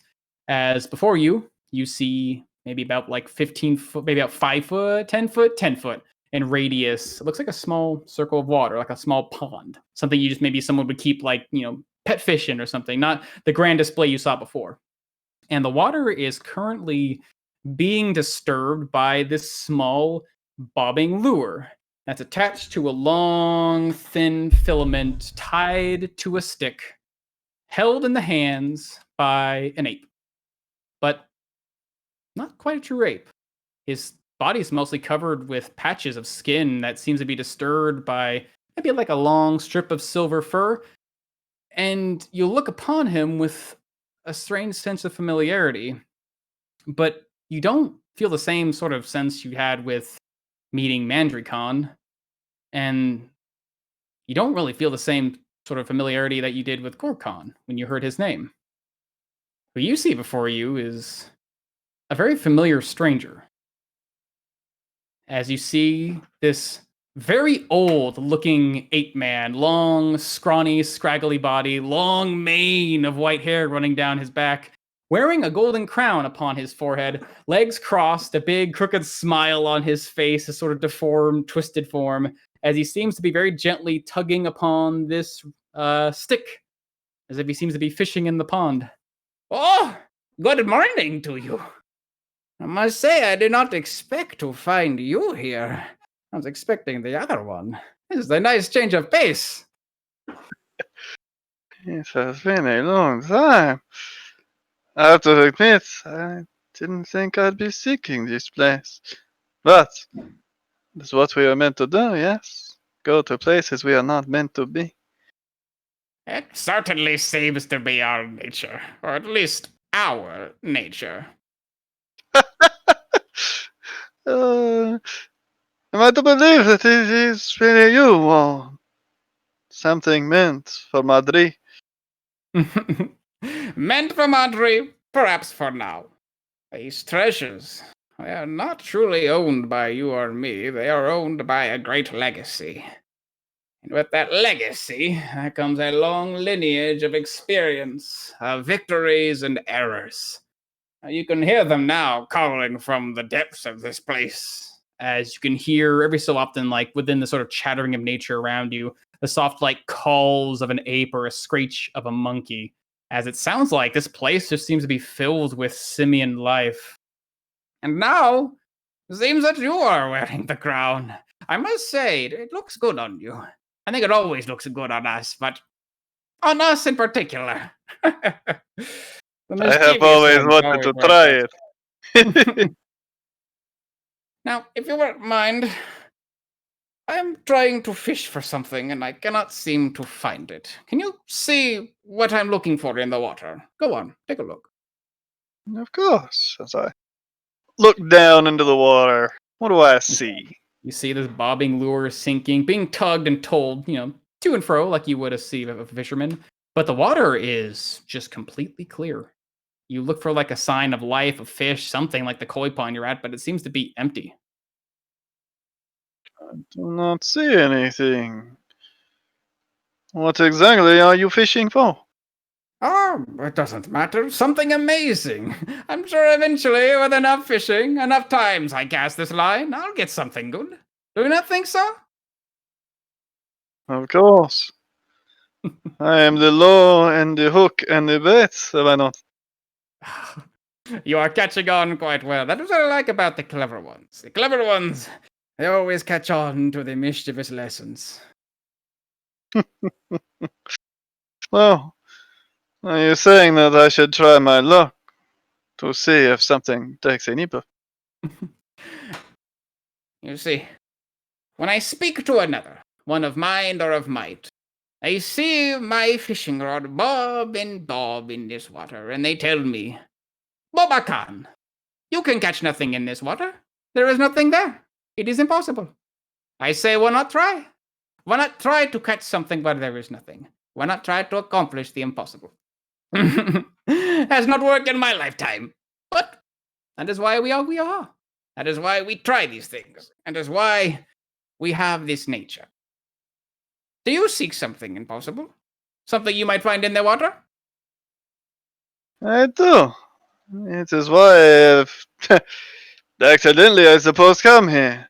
There is a place known in the world that I was into that is locked away, apparently prized by all, and apparently I have been to before.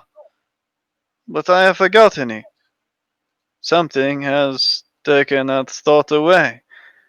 And how am I supposed to hunt something that I cannot even remember? I thought, well, the crown. Surely it could unlock such mysteries. Tell me the way forward.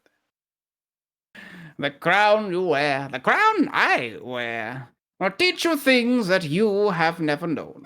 But that is also a lie. It cannot teach you something you do not know. It only teaches you something you have known. Or suppose we have known.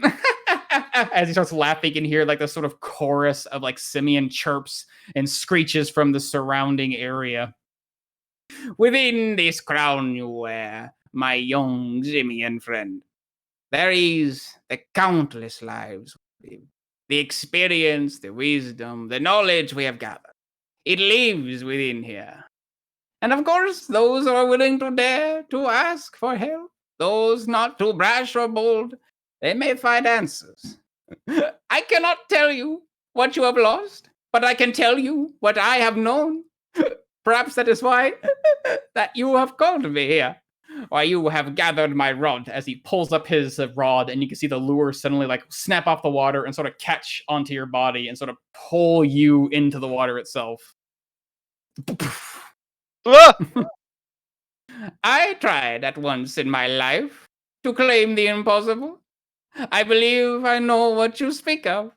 A treasure long since lost to the world, but kept in one place. The world's most valuable treasure.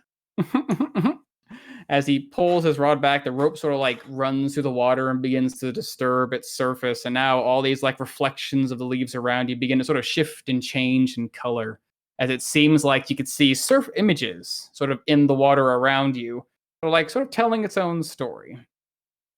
I tried to be king in my lifetime, and my prize was that which our father could never claim for himself. They called it the numismati. It is the world's greatest treasure. Long lived beyond our time, long lived beyond our father's time, since the era of change itself. It has fallen to this world and rests within for countless generations. Held within the hands of those ancient humans, or what did they call themselves? The Falfations, or what have you. I do not care to remember their names.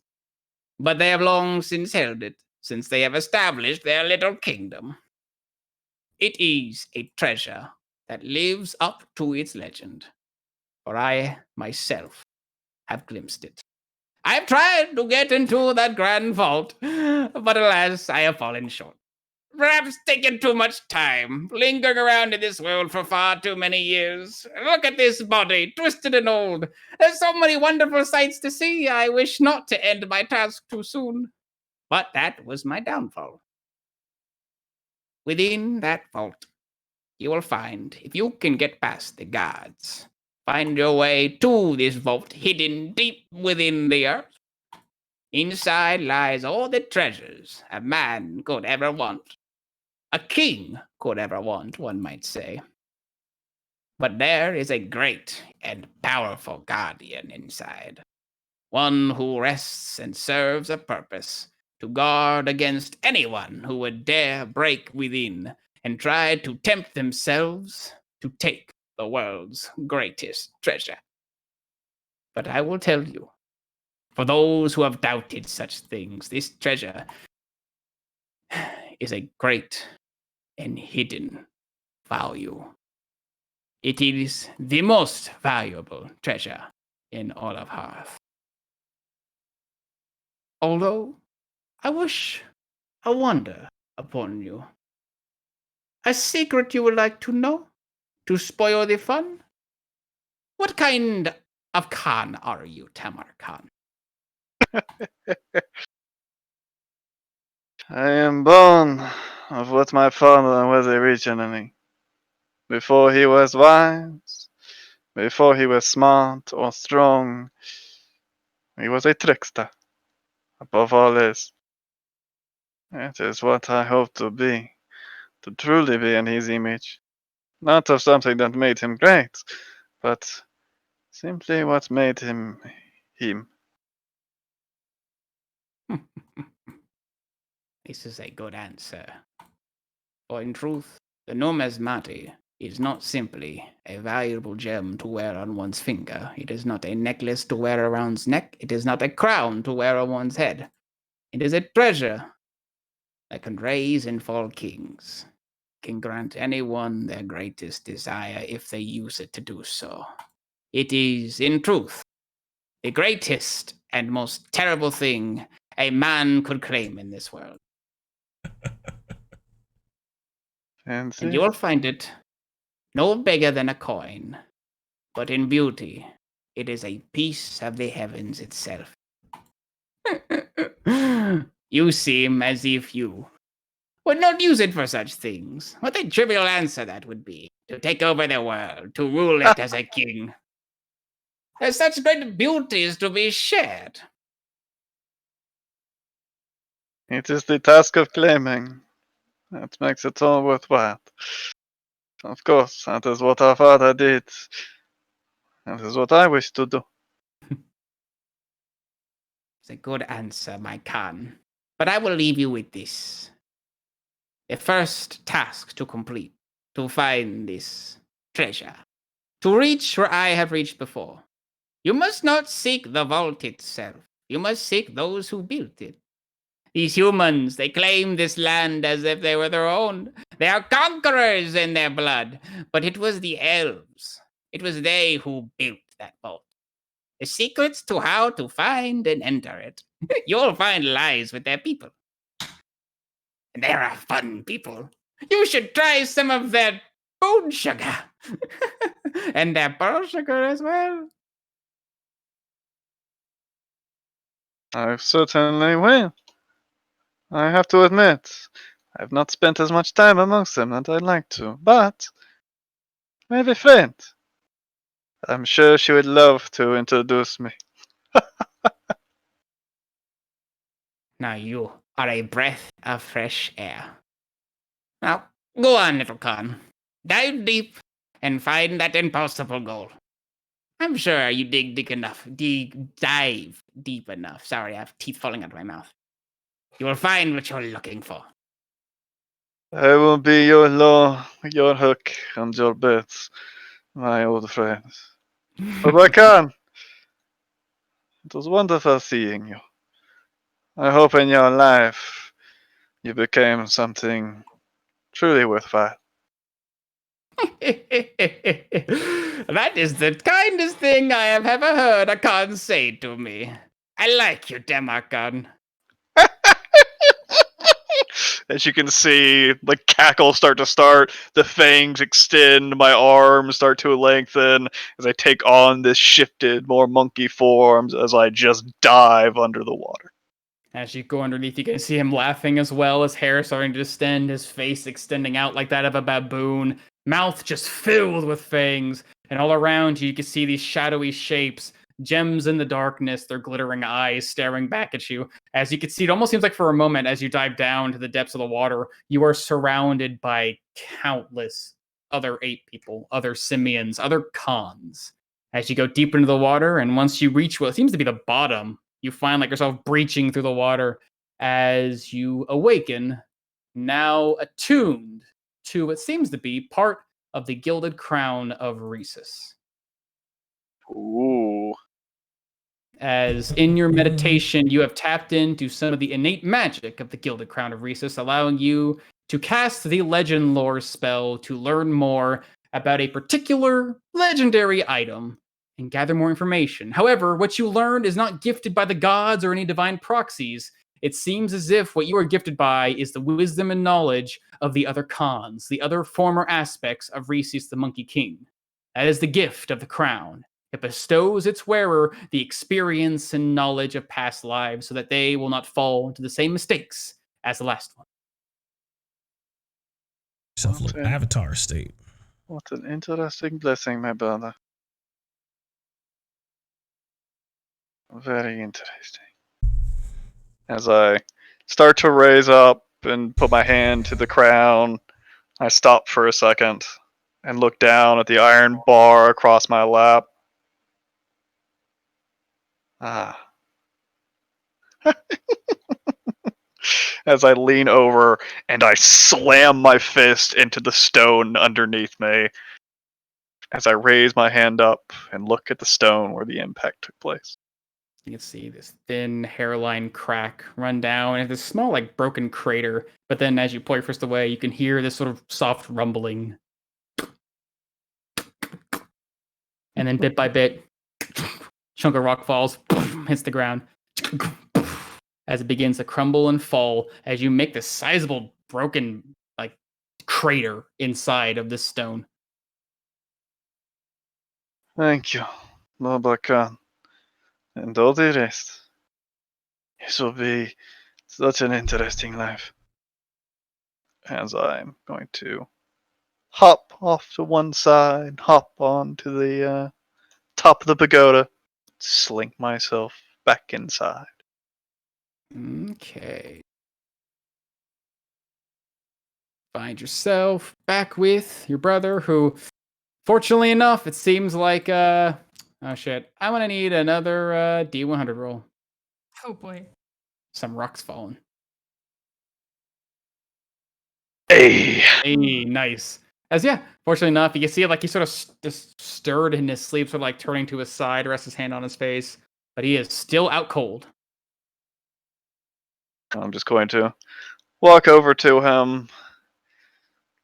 My brother, Andre, you certainly have such a unique blessing upon you. To have the guidance of them all. How could you ever lose?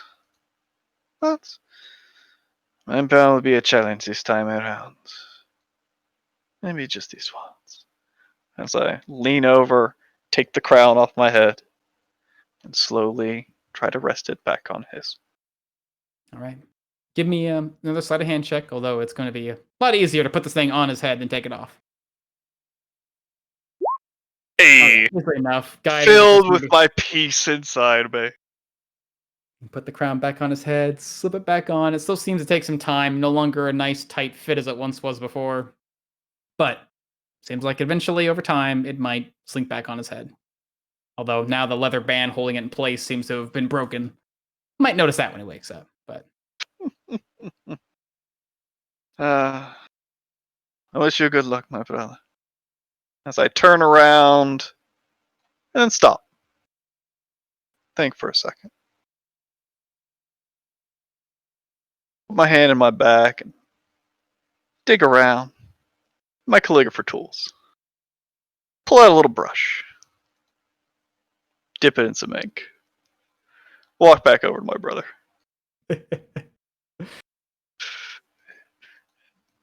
Just draw a big old butt on his forehead.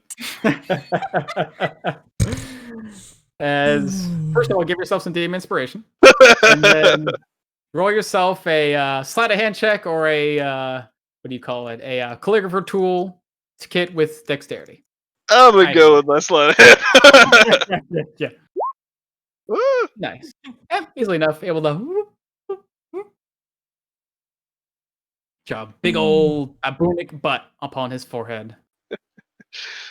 That made me think good. As I turn around and I jaunt the fuck out as I nod my head to the statues as I make my way out. So I whisper back into the ring. I think we are done here. Thank you, my friends. It has been enlightening. Glad I could help. Make my way back to the group. As the next few hours would pass, the sun would finally rise on a new day, where it seems like the Valiant Vanguard have been gifted with something quite general, I guess generous might be the word, from Kulor and his associate Nuzo. It seems as if early in the morning you guys have gathered a total of what looks to be 12 skimmers, these long, it looks like a combination of both a sled and a boat, designed to sail itself across the rough, sandy seas of the White Sea. And it seems like upon each one, although a couple of them seem to have these great chests of glittering jewels, others seem to be general trade goods and the like. It sounds as if Quildor and your actions within the arena had swayed Nuzo over towards a certain business deal, and she seemed quite intent on helping you guys and give you some money. You guys have proven yourself. If you guys would deliver these goods to Darunga, and then once you get out Darunga, shift them out with true caravans, like true wagons, and then take it up to Skyreach, you guys would be handsomely rewarded for it. Although about equal number of caravans had already been taken and claimed, even a couple of Nuzos, by this group named the Gilded Coffers, who had been reaching their hands into the city of Roka. It sounds as if she kind of couldn't deny them any work because they were taking this work at ridiculously low prices, next to nothing, almost volunteering their services if only to advertise themselves. And with that, early in the morning, the Valiant Vanguard would depart without Luna and Sotalo for at least a day, as well as Bran.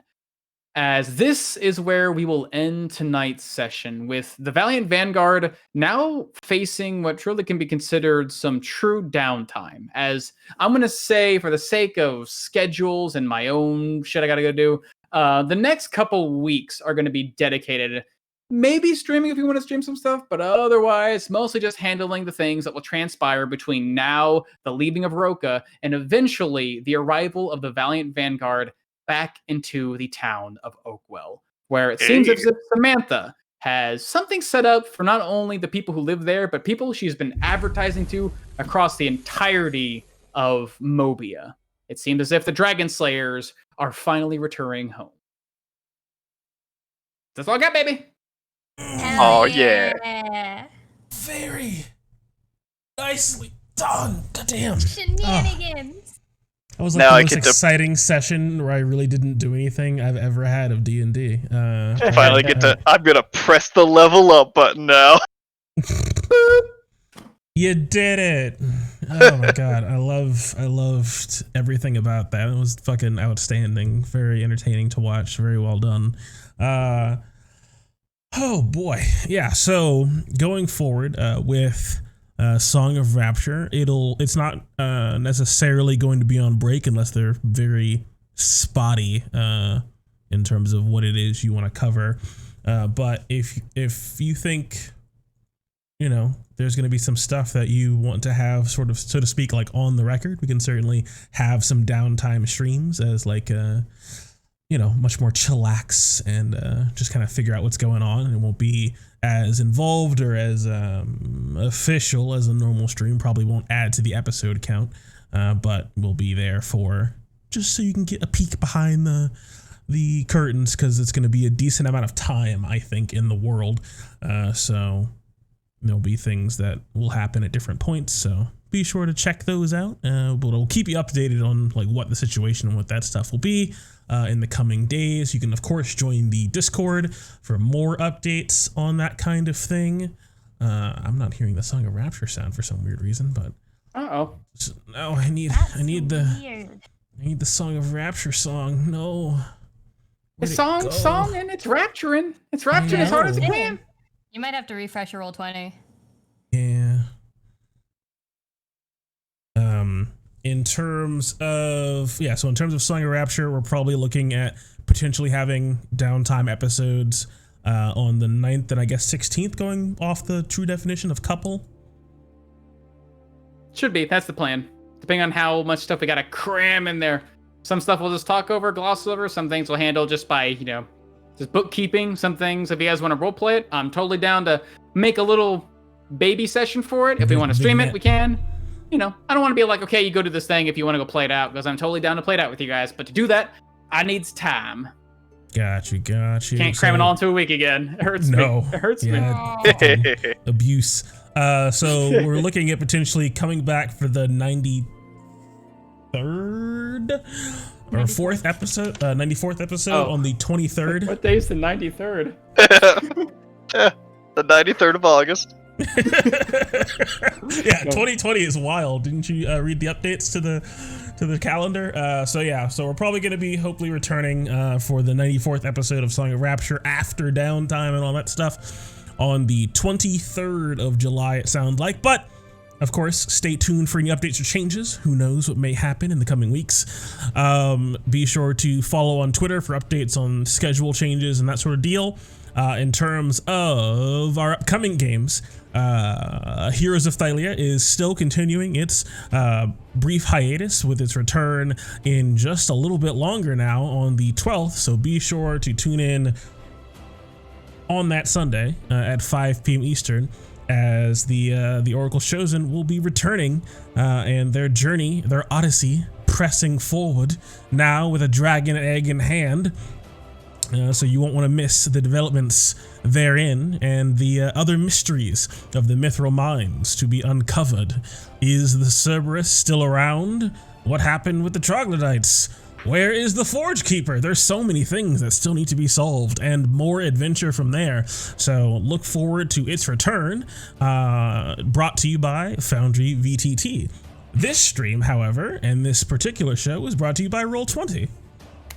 So this is how we roll. Indeed. Give a big shout out to them for providing wonderful service for Song of Rapture and for Kingdoms of the South, which, speaking of Kingdoms of the South, I believe continues its brief break here in the coming days. It looks like we will not have a stream for you on the 7th for basically every month until December. No, I'm just kidding. It was just John playing a little prank on us earlier today. But in terms of actuality, we won't be having Kingdoms of the South this upcoming Tuesday, but I believe we should be back at it again on the 14th. So just back in the Feywild Temple. If you want to go catch up on those episodes, see what we've been up to. Indeed. You check out the cool dungeon we've been going through and the various puzzles and neat treasures and all this other kind of stuff and alliances that we have forged through our wily conversationally. Fucking Virgil doing a little politicking of his own.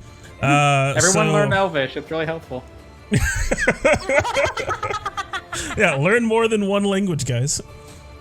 You gotta take the standard D&D suite. You gotta have Common, Dwarvish, Elven, Draconic. That is the basic bitch 4-language package. Elvish for is any basically adventure. like Spanish. You just kind of need to have it to, to function in the world. Yeah. And Dwarven you take because your character likes to drink and you want to be able to talk to dwarves in Dwarvish. Yeah, you take Dwarven when Dwarven class has like that teacher who always shows all the movies every week. So, you don't take it because you want to learn it, but the class is really fun. Exactly. You take Draconic because nobody wants to be left out of the dragon conversation ever. Yeah. So that's the way it shakes out. So Kingdoms of the South returning on the 14th. Heroes of Thylia returning on the 12th, though there may be an additional little OVA added to the YouTube that you can check out this upcoming Sunday, as as the group will hopefully reconvene on the 5th to continue our little exploration in another realm offline and then uploaded later. Other than that, though, I think that's just about everything. So I want to thank you all so much for watching and for hanging out with us, and I hope you enjoyed our wonderful little program today, and I hope to see you again in the future. We're going to go ahead and reach on out and host somebody wonderful on Twitch, hopefully, and give them a little love and bid you adieu. So, as always, may your dice roll 20s, and you always make your saves. Lady y'all. Bye. Toodles! Wash your hands, wear your mask. Numbers are growing every day, guys. Still serious. Medical. Don't stop. Professional. It ain't over. Don't stop, won't stop.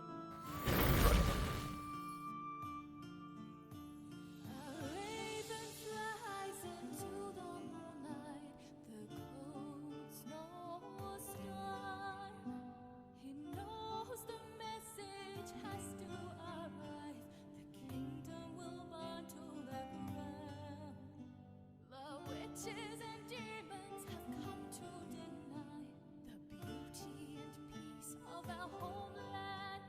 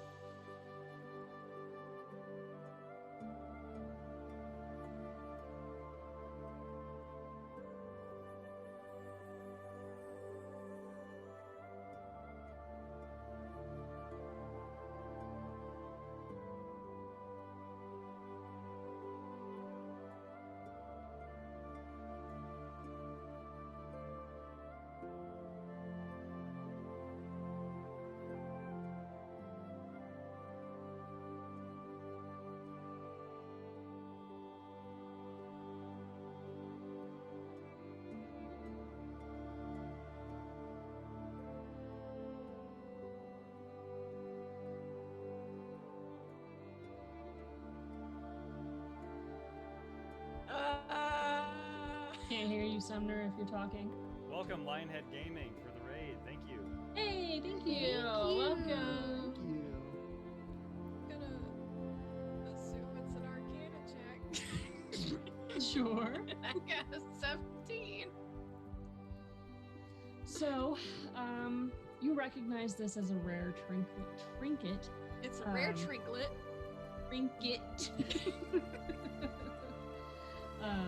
But don't recognize it as being anything magical.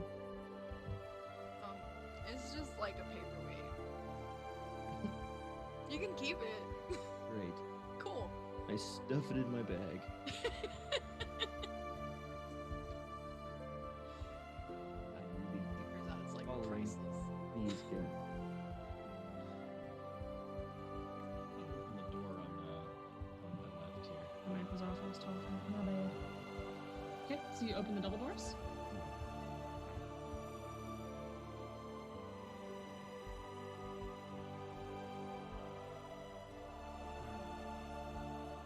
This room's so dark.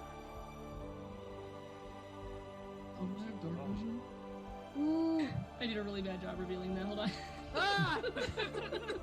Oh no, the room is shaped like Pac-Man. There was a ghost at the We beginning have to of this. go in there and eat a bunch of fruit and run away from ghosts. Oh god. Until we get a big, until we get a big sugar cube, and then we can eat the ghosts. For There we about... go. All right. Ah, cool. I'm not mad at the Pac-Man though. Okay. Jeez. I like these tight hallways because like we're squeezing past each other all awkwardly. Oh, sorry. Excuse I'm me. assuming I'm just walking like between most of your legs, except But Buttorks, because he admitted that he just has a loincloth on, and I'm not You don't ready. do So- that. As you guys walk into the Walk under room, his legs, but you intentionally don't. so as you walk into the room, you see a wheel shape on the floor. It's about 40 feet wide. 4 purple globes hang near the 15-foot tall ceiling that are purple